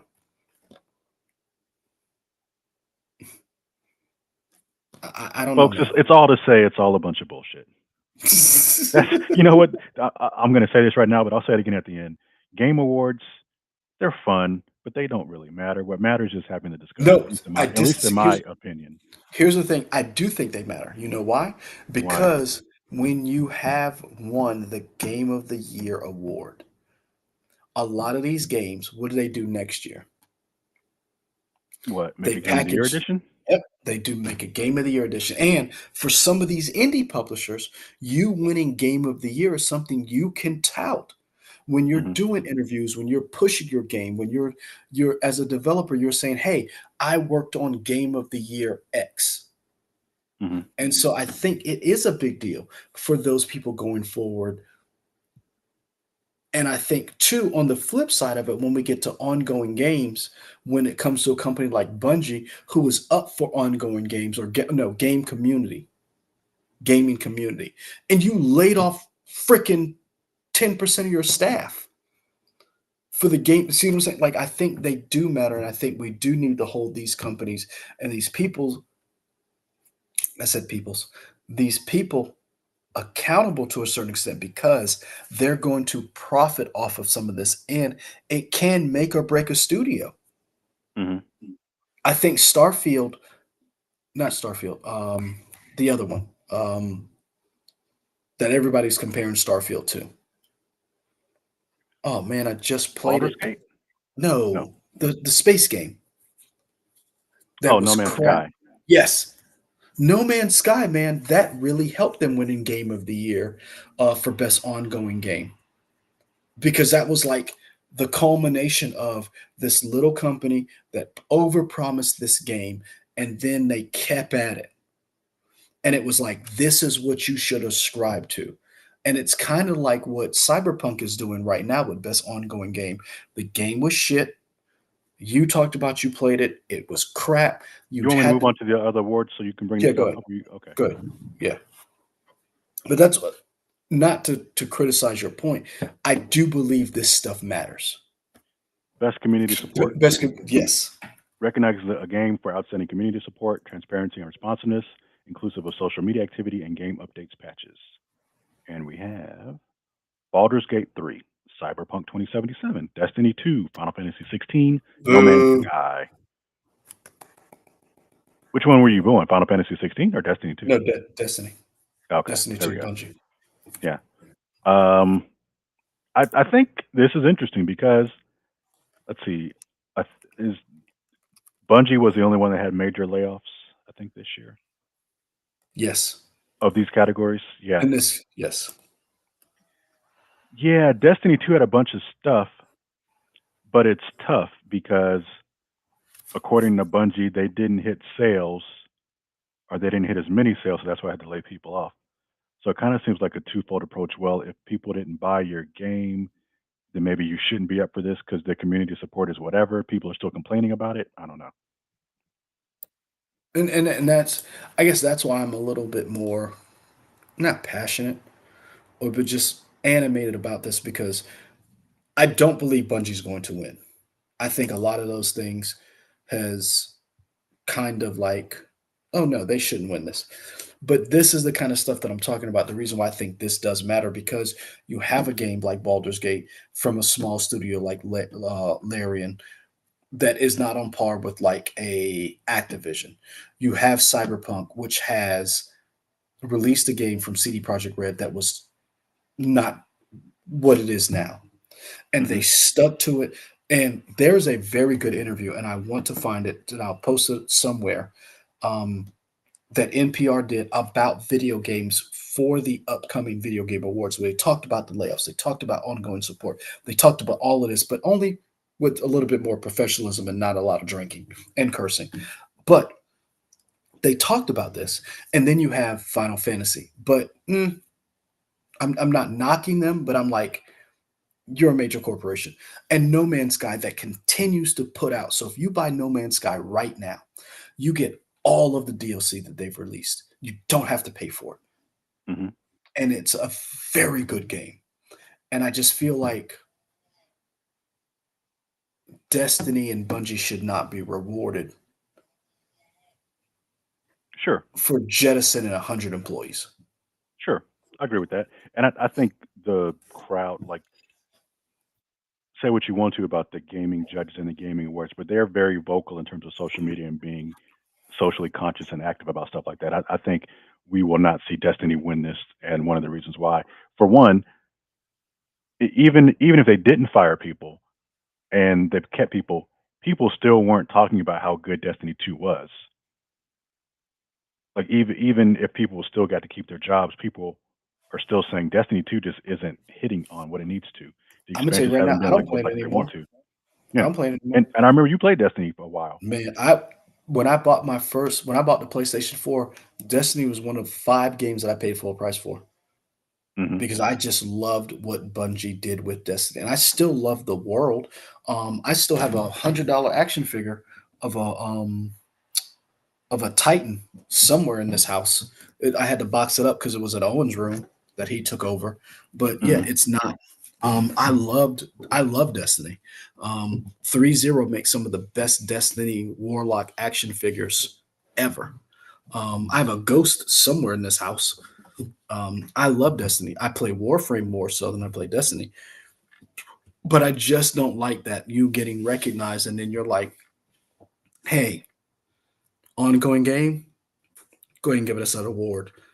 Hmm. Let go 100 people." Like I don't like that, and maybe I'm just too pro worker, but that's just how I feel. So with that being said, give it to Cyberpunk. Yeah, I think Cyberpunk could probably win that kind of the turnaround. So I feel like the same thing happened the first time No Man's Sky kind of shit But the bed, and then the following year when they really killed it. I'm gonna be honest with you. I would be okay with anybody winning this as long as it's not Bungie. Hmm. So Best mm, ongoing. Awarded to a game for outstanding development of ongoing content that evolves the player experience over time. Apex Legends, Cyberpunk 2077, Final Fantasy 16, Fortnite, Genshin Impact. I'm cool with anybody who wins this. I don't have a dog in this fight. I mean, Now, my Fortnite personal is the favorite. thing that keeps growing and growing. Although they let people off too, Yep, because they were yep, kind of expanding bigger than what they needed to. yep. But Too big for I, their britches. But yeah, I I want feel like Cyberpunk to win it. 2077 would be. I want Cyberpunk to win it. Yeah, I'd agree with that. I'd be happy with that. I haven't played Genshin Impact, but I know a lot of people play Genshin Impact. I'm curious, and I don't know what like the DLC and ongoing content has been for Final Fantasy. Oh, because that's Oh, trust 14. me, Not, wait, Kyler. Call of Duty that's ain't winning 14, not shit this 16. year. Call of Duty ain't winning shit in this game. Oh, Let me tell you right now, Call of Duty is it's going to sell. It's going to make its money. But Call of Duty 3, yeah, a lot of people are very, a very, very upset with that game and Activision going forward. I just realized I can't read my Roman numerals. The last two times I mentioned Final Fantasy 16, it should have been 14. Hey man, notice I didn't even call you on it because I can't read. There we go. Um, which makes more sense now why it would be 14 and not 16. Oh, I thought you were going to say it makes more sense you can't read. Oh, no. No, I wasn't going to ditch you like that. All right, Cyberpunk 2077 ongoing. Mhm. Next one, Games for Impact. Oh, Uh, I have a for a favorite for this. thought-provoking game, with a pro-social meaning or message. I know you're going to Um, say Vin, but I want Chance for Sinar to win this one. I've heard a lot about that game, and I need to play that. Space for the Unbound, Chance of Sonar, Goodbye Volcano High, Chia, Terra Nil, and Vinba. I will say this. You made me want to play Vinba,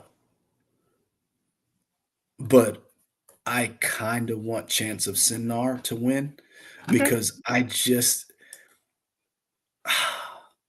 I anybody who wins this. Seriously, only Hmm. because I love this for gaming. I love the fact that, and I'm not picking on what Banks said, but I am a very big shoot people in the face gamer. I am. Hmm. And I've gotten out of that a little bit as I've gotten older, playing different games, getting back to what I used to play back in the day of just a wide variety of games. And this category is what gaming should be about. So many different games, so many different, like, where you don't kill people, you don't shoot people in the face, you're not like walking up and just slitting people's throats so aggressively. Um, I Chance of feel like you said Sinar. aggressively as if like if you did it passively, that'd be fine. Oh, you mean like, shh. Yeah, like if you did it quietly, then that's fine. That's okay. That's true. That is true. Um, but every one of these games brings something different to the table, and I guess maybe because I like the art style of Chance of Sinnar, and I Hmm. also like the idea of like bridging language and bringing people together. Sure, And I think that's something that gaming does better than any other medium and genre sometimes. I'd When agree you with that. play in a game and you talk to people and you're like, "Oh, remember," like, I just love that about gaming. That single player feeling and then sharing that experience with other people. So, but go ahead. Yeah, I mean, my heart's Venba. If I had to pick who's gonna win, I unfortunately don't think a lot of people played Venba because when it came out, it was kind of there and gone. And brown Um, people. yeah, but in a category like this, I think brown people are seen more.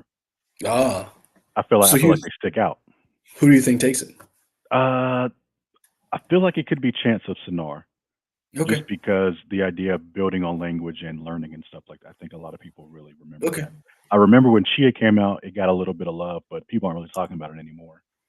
And honestly, I don't think people are talking about Venba as much as a game that is not the same but has kind of similar motif in terms of an immigrant experience in a different country and cooking. Thirsty Suitors came out recently, and then that made me go back and look at Vimba again. But Okay. I would say Chance of Sonar is probably going to win. Okay. Like I said, I'm down with anybody who wins this. I like all of the games in this, and I wish I knew more about them. I only know like a handful of. I only know about Venba, Chance, and Space for the Underground. Search for the Unbound. No, sorry. Goodbye Volcano High. That's the one that I know about because I Oh, okay, watched the trailer for that. So okay, and I like watched a couple of playthroughs. But yeah, I'm cool with any of these categories, and I hope they do a very good job in the award show of like highlighting these categories. sure. We got next innovation and accessibility. Recognizing software and our hardware that is pushing the medium forward by adding features, technology, and content to help games be played and enjoyed by an even wider audience. I Uh, don't understand this category, so explain it to me. to me, I think it's games that do a good job in helping people that can't normally Play play games? games under a Yes. normal spectrum play them. So Yes. Okay. whether it's like adding accessibility features, like maybe making your main character a certain color so it sticks out for people that are colorblind, Hmm. or if you have subtitles, a thing that you might notice now for newer games when people have subtitles, you can highlight so that every character has a different color, so it's easier to understand who's speaking when. I know there was another game for people that were, I think, sight impaired. It did something with the turning radius so that depending on whether you're turning left or right, you would hear things louder in the left or right in terms of clicks, so you would know where you are in the world. So here's the thing. I like all of that. I don't know what these games have Oh done yeah, I to. have no idea who would win this That's what I'm thing. I saying. don't So, know. I know, like, so now that you explained it, I don't feel dumb. Like, I do know that's what that is. So now you Uh-huh. confirm that.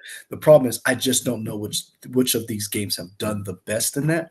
But I'm Yeah, glad that they have now taken this on and that this has its own category so that the people who do that this does either affect or know about it or seen. I yeah, love that about this. And yeah. here's the thing. We're the only genre that has its own award show that has this. And that's what I guess, not to go off another tangent, that's why I believe gaming is such forward thinking because you don't watch the Oscars and they talk about this. Does that make Sure. sense? Hmm. So, Yeah, I just I'm all want for this. I'll just read the nominees just to give them a shout out since they're being recognized for it. Diablo 6, Forza Motorsport, Hi-Fi Rush, Marvel Spider-Man 2, Mortal Kombat 1, Street Fighter 6. Who do you want to I win? don't I, I don't know what they You got did. you got a dog in this fight? I don't. Not really, because yeah, because again, I don't know.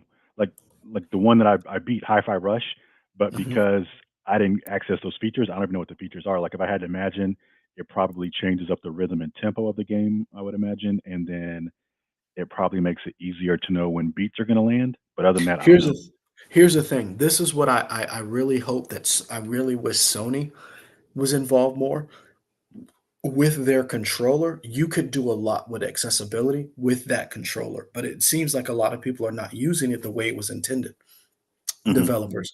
And you could go, and now I will say this on the other side, Sony has made that more accessible controller, the one that looks like a wheel with the Hmm. different ways that you can use that. I just hope that going forward that they incorporate both Sure. and they use both going forward. But that's just me. Yeah. If I had to guess, I would say Spider-Man 2, and that's only because I feel like they've done the biggest job of saying what the accessibility features were, more so than the other games. Thanks. I agree with you. Everything you just said. Better accessibility for differently abled individuals. I got to say that I love that the industry is moving towards enabling gameplay for any and everyone who wants to play a game. I love all of that, and I hope the Game Awards actually show it. Now, here's the thing: what Banks said. I hope that they show what the innovations the developers did for this category. That's what I'm looking for. That's what I want to see. What did you I, do, like you talked about in the actual Game Awards, but also show some people using the game like you have those vignettes for this award and say, I played this game, and this game did something that no one else has done for me to play this Mhm. game, so that I can enjoy this experience like everybody else does. Yeah, I feel like in past game awards they've done that where they kind of highlight a feature for the game, like, oh, this one has really high contrast mode or something like that. I think they've done that before. Okay. I don't have a dog in this fight, but as long as somebody does a very good job, as if these are the 5 nominees, I'm all for Best performance awarded to an individual for voice acting, motion, it. and/or Idris, performance capture. Idris, The nominees are Ben Starr, Final Fantasy 16, Cameron Monaghan, Star Wars Jedi Survivor, Idris Elba, Cyberpunk 2077, Phantom Liberty, Idris. Melanie Laborde, Alan Wake 2, Neil Newbon, Baldur's Gate 3, Yuri Lowenthal, Marvel Spider-Man 2. Now I say this, and I'm not joking. I believe Idris takes this home. But I would love for Melanie to win this because I want Alan Wake 2 to get all the shit that it can because I need this Remedy universe that they've created to go forward. And I feel like everyone else, with the exception of maybe Neil from Baldur's Gate 3, ain't missing no checks. Hmm. So there's going to be a Spider Man 3. Yuri's going to get another game. There's going to be another Star Wars game. So Cameron's good, and he's a regular actor. Uh, Ben Starr from Final Fantasy, he's gonna get more work. So if I had to choose, give it to Melanie. But I think Idris takes this home hands down. That's just me. Yeah, I don't know Hold enough on, about Kyler. the Michigan did performances. Michigan win? Hold on, let me check. Michigan win. Continue. Okay. Yeah, I don't know enough about the performances. I've Oh, heard a little bit of all of them, so I don't know. Um, wasn't even in doubt. I heard Ben Starr really killed it as I think his name was Clive, maybe in Final Fantasy 16. A lot of Yuri people did a love good that game. job, yeah, in Spider-Man 2. But I did hear a lot of good things for Idris Elba, and it's tricky because I heard he did a good job, but then are you going to have some contenders like, oh, well, this big star actor came in and took away something from voice actors? I don't know. But to be fair, the character was modeled after him, so who else would you get to play it? Yeah. Yeah,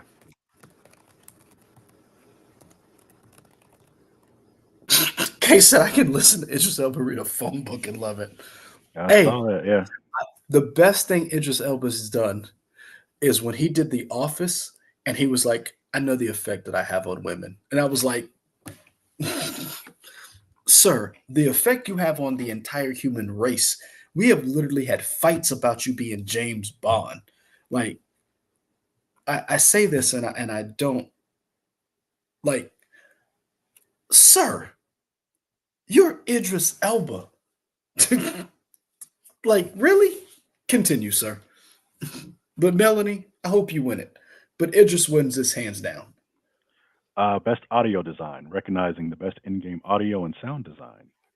The nominees are. Dead Space. You gonna let me read the nominees for you? Just say something out loud. I just want Dead Space to win it. Alan Wake 2, Dead Dead Space, Space. Hi-Fi Rush, Dead Marvel Space. Spider-Man 2, Resident Evil 4. Dead Space. Yeah, I mean, I Dead heard the Space. audio design within that game and just how creepy it can be, and the spatial audio is really good.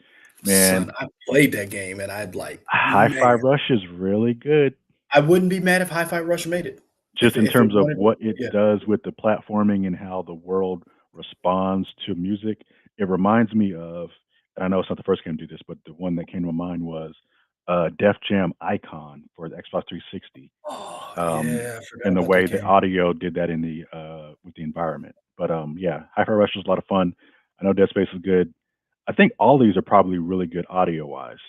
I've always liked with in the new Spider-Man games, in that if you play them and if you're fighting somebody and you get a call and you respond, like there's two different versions of the dialogue. You'll get the dialogue where you're just walking as Spider-Man, or if you're swinging through the city, the person will sound exasperated and out of breath as they talk to him. So I mean, that's That's just cool. a very cool. Yeah, that's very cool. You know what it ain't? What's that? Dead Space. Okay, cool. Kay is with you. She says Dead Dead Space. Space. Saw several playthroughs and looked and sounded great. Banks, I feel you, and I hope Resident Evil 4 wins a lot of other awards. But since Dead Space is only up for this, this is the flag I'm willing to die on. All right, Wait, there we go. this is where I plant my flag for the hill that I'm willing to die on. I Okay. left some stuff out of my declaration as I yelled, "We are Sparta." But anyway, Wow. Did you see Banks's new? Oh, it might not come through yet. I'm looking on my phone. sir, you right. It ain't Resident Evil. It's better. Y'all can have That's that. right. I said that. Best What you got score in next? music for outstanding music, inclusive of score, original song, and our licensed soundtrack. We I have got. no dog in this fight. I don't either. Alan Wake 2, Baldur's Gate 3, Final Fantasy 16, Hi-Fi Rush, Mhm. The Legend of Zelda: Tears of the Kingdom. I have heard so many people talk about how awesome the music was in Final Fantasy 16, more so than anything else. Whether or not you think it's a RPG or not, this particular one is. Hey Everybody man, talked about how awesome the music is. I have no dog in this fight.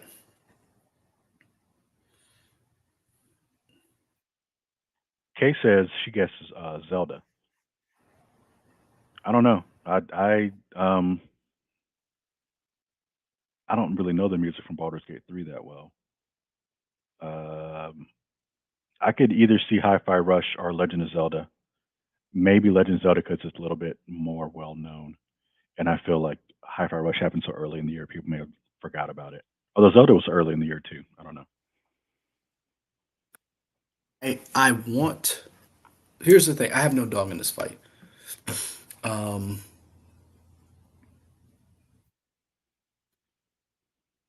Banks, I understand. Got a lot of hate in your heart right now for Dead Space. However, comma, pure survival horror, ain't no Resident Evil putting it down like that first Dead Space. Two,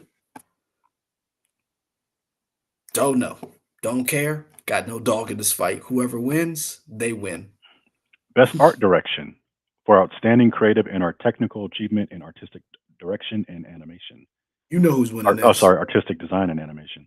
You know who's Alan winning Wake this. 2, Hi-Fi Rush, Liza P, Super Mario Brothers Wonder, The Legend of Zelda: Tears of the Kingdom. I think it's a Who do, two-person race between Zelda and Alan Wake 2. I was gonna I say I think. Zelda and Mario. Huh. I was gonna say Zelda and Mario. I want Alan Wake to be in that fight. I just feel like ain't nobody feeling Alan Wake 2 like I'm feeling Alan Wake 2. But No, I think people are talking about Alan Wake 2. okay, I just All the like podcasts I hear, they're loving Alan Wake 2.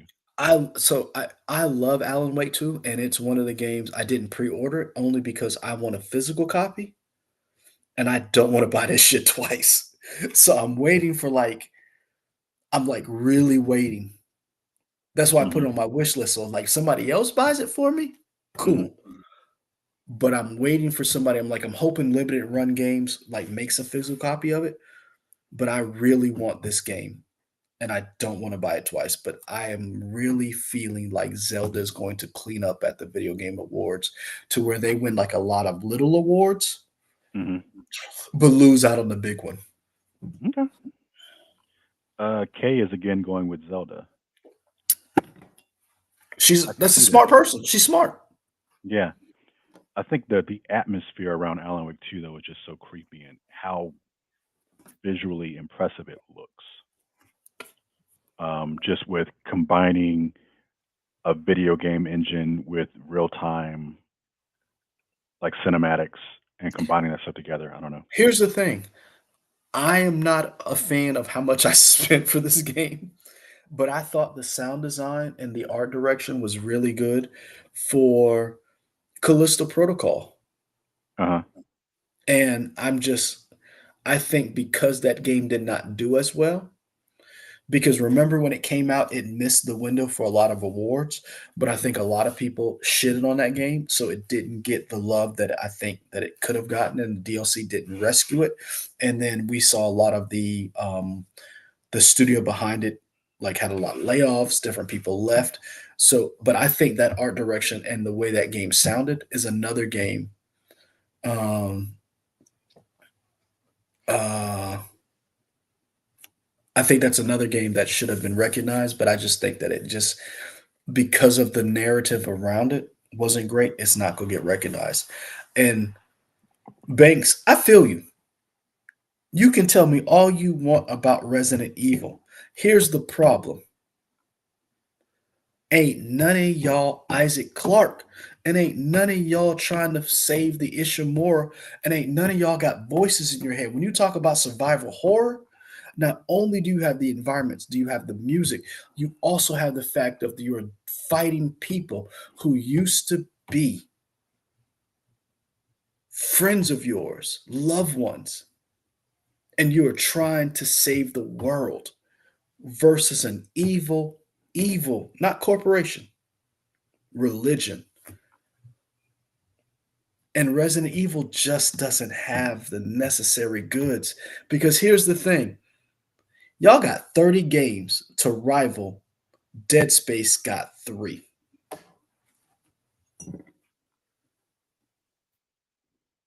Went on. That was my mic drop. I'm sorry I didn't do it correctly. Yeah. Okay. Next. Best narrative for outstanding storytelling and narrative development in a game.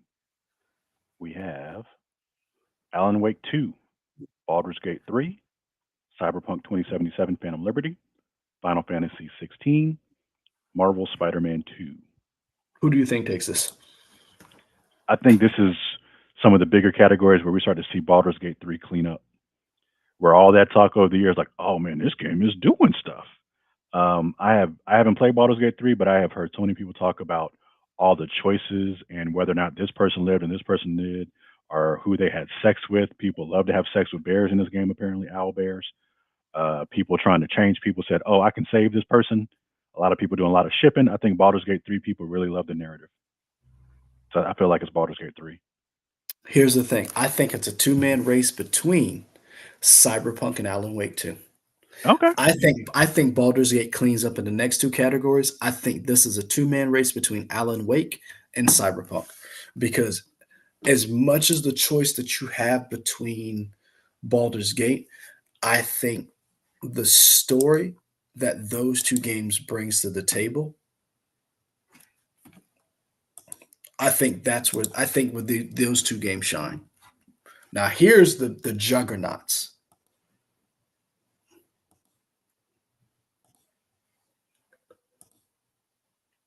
The Juggernaut's where? Oh, sorry. You said it's Baldur's Gate 3. I said it's a two-man race between Cyberpunk and Alan Wake 2. I thought you were moving on to the next category. Oh, The okay. Sorry. last two. Yeah.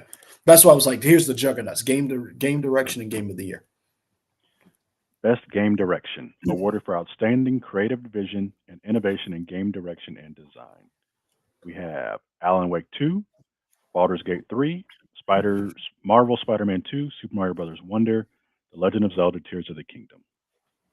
I think Alan Wake 2 could win this. Yeah. Um, what do I think is going to win? I think Alan Wake 2 would also win. Um, Marvel Spider-Man 2, I know people liked, but I don't know if anybody was like, "Yo, they changed the game with Spider-Man 2." Yeah. I feel like people are just saying it is a iteration on something that was already good. I don't know if it's revolutionary though. And that's why I think Zelda wins this category. You don't think people are just saying, "Oh, this is just Breath of the Wild but better"? Nah. I think I Okay.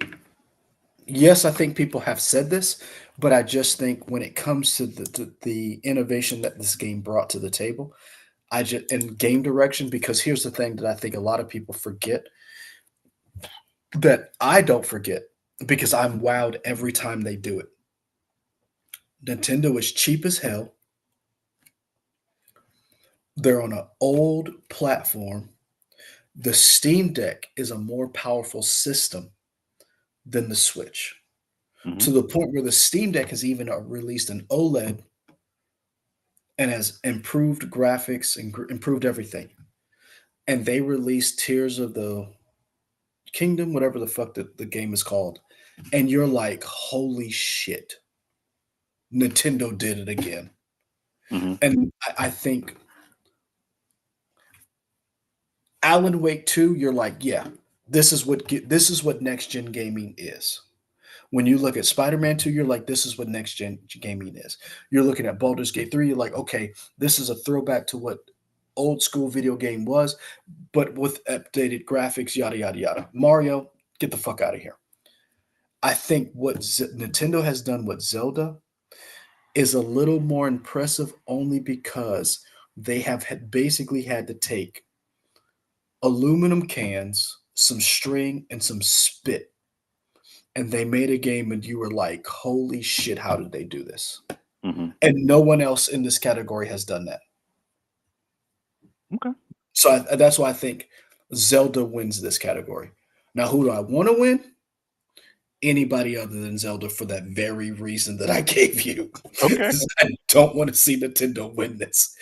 I want to see Alan Wake 2 win this. I want to see Baldur's Gate 3 win this. But I just think with everything that Nintendo has done with this game, and it should be applauded because with Breath of the Wild came out 7 years ago, Hmm. was top of the class for that time period. And they released another game and you were like, they did it again. Right. And that's why I think it wins that. Okay. All right, here we go. Game of the year. Recognizing Baldur's, a game that delivers the absolute best experience across all creative and technical fields. Baldur's Gate 3. Alan Wake 2, Baldur's Gate 3, Marvel Spider-Man 2, Resident Evil 4, Super Mario Bros. Wonder, The Legend of Zelda: Tears of the Kingdom. I'm You with remember Galen. before Baldur's Gate 3 came out, Legend of Zelda was game of the year. Yep. It like oh, Yep. it's every other game besides Mhm. Legend of Zelda. And then Baldur's Gate 3 came out and kind of just ate its lunch. I don't know. I feel like it's between those two games. I feel like a lot of people have talked about Baldur's Gate 3. It came out more recently, so it might have a little recency bias. I think Baldur's Gate 3 wins. I think here's the thing. I think it's between those two games only because Alan Wake 2 did not come out earlier. If Alan Wake 2 had come out a little earlier, maybe during the summer, Hmm. and more people had played it and it had a little bit more buzz, I think Alan Wake 2 would be in the running. But right now, I think it's a race between Baldur's Gate 3 and Zelda. I think no one else stands a chance against those two games only because of everything you just said and Yeah, everything I said.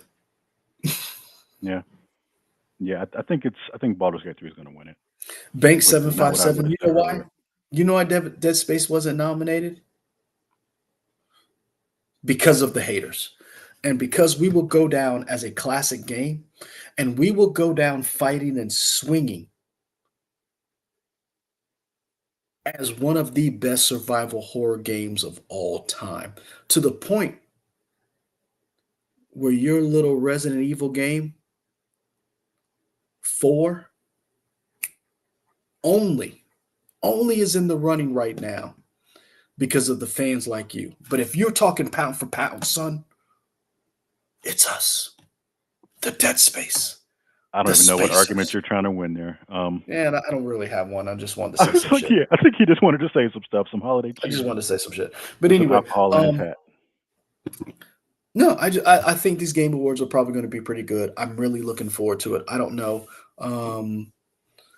Starfield. Here's the thing. I am a very very objective person. I want to play Starfield, even with all of the bullshit that comes with it. And I know that it's not a great game. Michael talks about it. I want to play the game for the opportunity to be in space. And that's why I love Dead Space because we've seen survival horror in so many different elements. I want to play Dead Space and survival horror in space and anything that is adjacent to space. So I want to play Starfield. I am not anywhere under the illusion Starfield is not a great game. I do believe Dead Space is. And I do Okay. like Resident Evil 4. I think Resident Evil 4 is one of the better games in the Resident Evil franchise. But you will never get me to fall in love with Resident Evil because of the tank controls. Um, I don't think the new Resident Evil games have tank controls anymore, though. No, no, no. I'm just saying, like, Like when I started, so I'm not one of those people. Sorry, let me back up. I'm not one of those people who fell in love with Resident Evil like other people did because I couldn't get past the tank controls. Because I was playing other games and I was like, this controls really well. Another reason why I couldn't get into Tomb Raider when it came out, I couldn't get Hmm. past those controls. Hmm. Mm. Um, Kylo's like, yeah, I'm back. Go blue. go blue. We've been going for 2 hours. I'm about ready to wrap this up. Yeah, I mean, I'm good. So do you feel like this gaming, because we started off, is this the best year in gaming? We asked that question. Do you feel like the games that are nominated and the games that you played and the games that you see, do you feel like this is a good year for gaming? Oh, for sure. Yeah. I Okay. mean, it is a good year to play really cool games, but it does suck that so many people were let go in the same time. Yes. Agreed. Yeah. Um, yeah. For folks, a quick back. Let's see. We will be live on Thursday, the night of the Game Awards. I believe they are 7:30. They start at 7:30 p.m. Eastern time. So we will I'll be join in live. progress. Yeah, I'll get leeway when I can. Oh man, Yeah. are you going to come in around like 9 or something? Probably. Nah, I'll come in a little earlier, but it depends Okay. on when the gremlins go to bed, man. Right. So you guys And it's can Thursday, chat right? with me. It is It's Thursday, Thursday. right? Yes. Now, here's Yes. the thing. I Uh-huh. wish there was a way that I could like log in with my phone so I could like chat with you as I'm watching it because it'll be on. I just can't sit here with little people because I don't think you want to see Why these wouldn't you log children. into just log into the art account on your phone? I can, but what I'm saying is I can't like be I can't have the camera up. I can Right. log No, in but on you my said phone. yeah, so you could chat that way. Yeah, yeah, that's what I'm saying. Like hopefully I'll be able to chat that way Yeah. Okay. as it's going on because it'll be up on the TV. I'll just have to Right. fight little people. EST on Thursday. Yes, 7:30 EST, 7:30 p.m. So Yeah. I will start a stream either at 7:30, maybe a little bit beforehand. I don't know. We'll see. But watch the Game Awards with us live. Um, we'll chat over it. We'll have a good time. It'll be fun. What Yep. got you through the week? Uh Horizon Zero and no man, I had a lot of shit going on this week. I'm trying to figure out what did I watch. Last week it was Scavenger's Reign. Hmm. I don't know. Oh, Monarch, Godzilla, and uh Christmas stuff. Okay. So Disney has like their Christmas stuff, like in like when you scroll through, you click on Christmas stuff. So like we've gotten into the Christmas spirit and trying to do stuff, hence the hat. Um, so yeah, like the bad guys. Remember that movie, Sam With the animals, right? Rockwell? Yeah. So they have a No, no, no. Yeah, Christmas. yeah, yeah. So Aquafina. So there's like a Christmas version that we watch like on Madagascar has like Christmas episodes. Um, Ice Age has Christmas episodes. So yeah, like getting into the Christmas spirit, watching that stuff. My son is really into Home Alone. Um, so yeah, Guess just I'm about really to be a getting sociopath. about to be, I'm just saying that's what it is. Okay. sir, sir. I've already started putting money aside for counseling. I feel Okay. for y'all. When he gets of age, I feel for y'all. I'm gonna be gone. I feel for y'all. Okay. I feel for y'all for the vengeance and the pain I'm about to release upon the world. Okay. Kay said Okay, she had The Fall of the House of Usher. I've heard that was good. I won't watch yes. because I don't do scary stuff, but I heard it was good. Monarch Legacy of Monsters. Yeah. Yeah. Here's the funny thing: the boys are on episode 4, 3 or 4. I'm still on episode 2. Hmm. Okay. Um, for Legacy of Monsters or House of Usher? Yep. Legacy of Monsters. Oh, okay. I was like, oh, you got him watching House of Usher. Okay, good. Sure, that Hey, works. man, a 3-year-old talked 4 grown adults into watching Game of Thrones. So, Fantastic. I was watching Slow Horses. We talked about doing another press play on like what streaming service is reigning king because Apple TV Plus is they coming for that killing title. it. They Yeah, killing it, man. they doing a lot of good stuff. Have you seen the Um, rumor that Apple TV and a Paramount may team up? I Because haven't seen that. Paramount has not been doing well. Okay. I mean, I didn't renew our subscription once it lapsed. I didn't I feel I didn't need to either. go get it. Yeah, I'm like, I I'm didn't good. either. Um, but yeah, But really like, loving Slow Horses.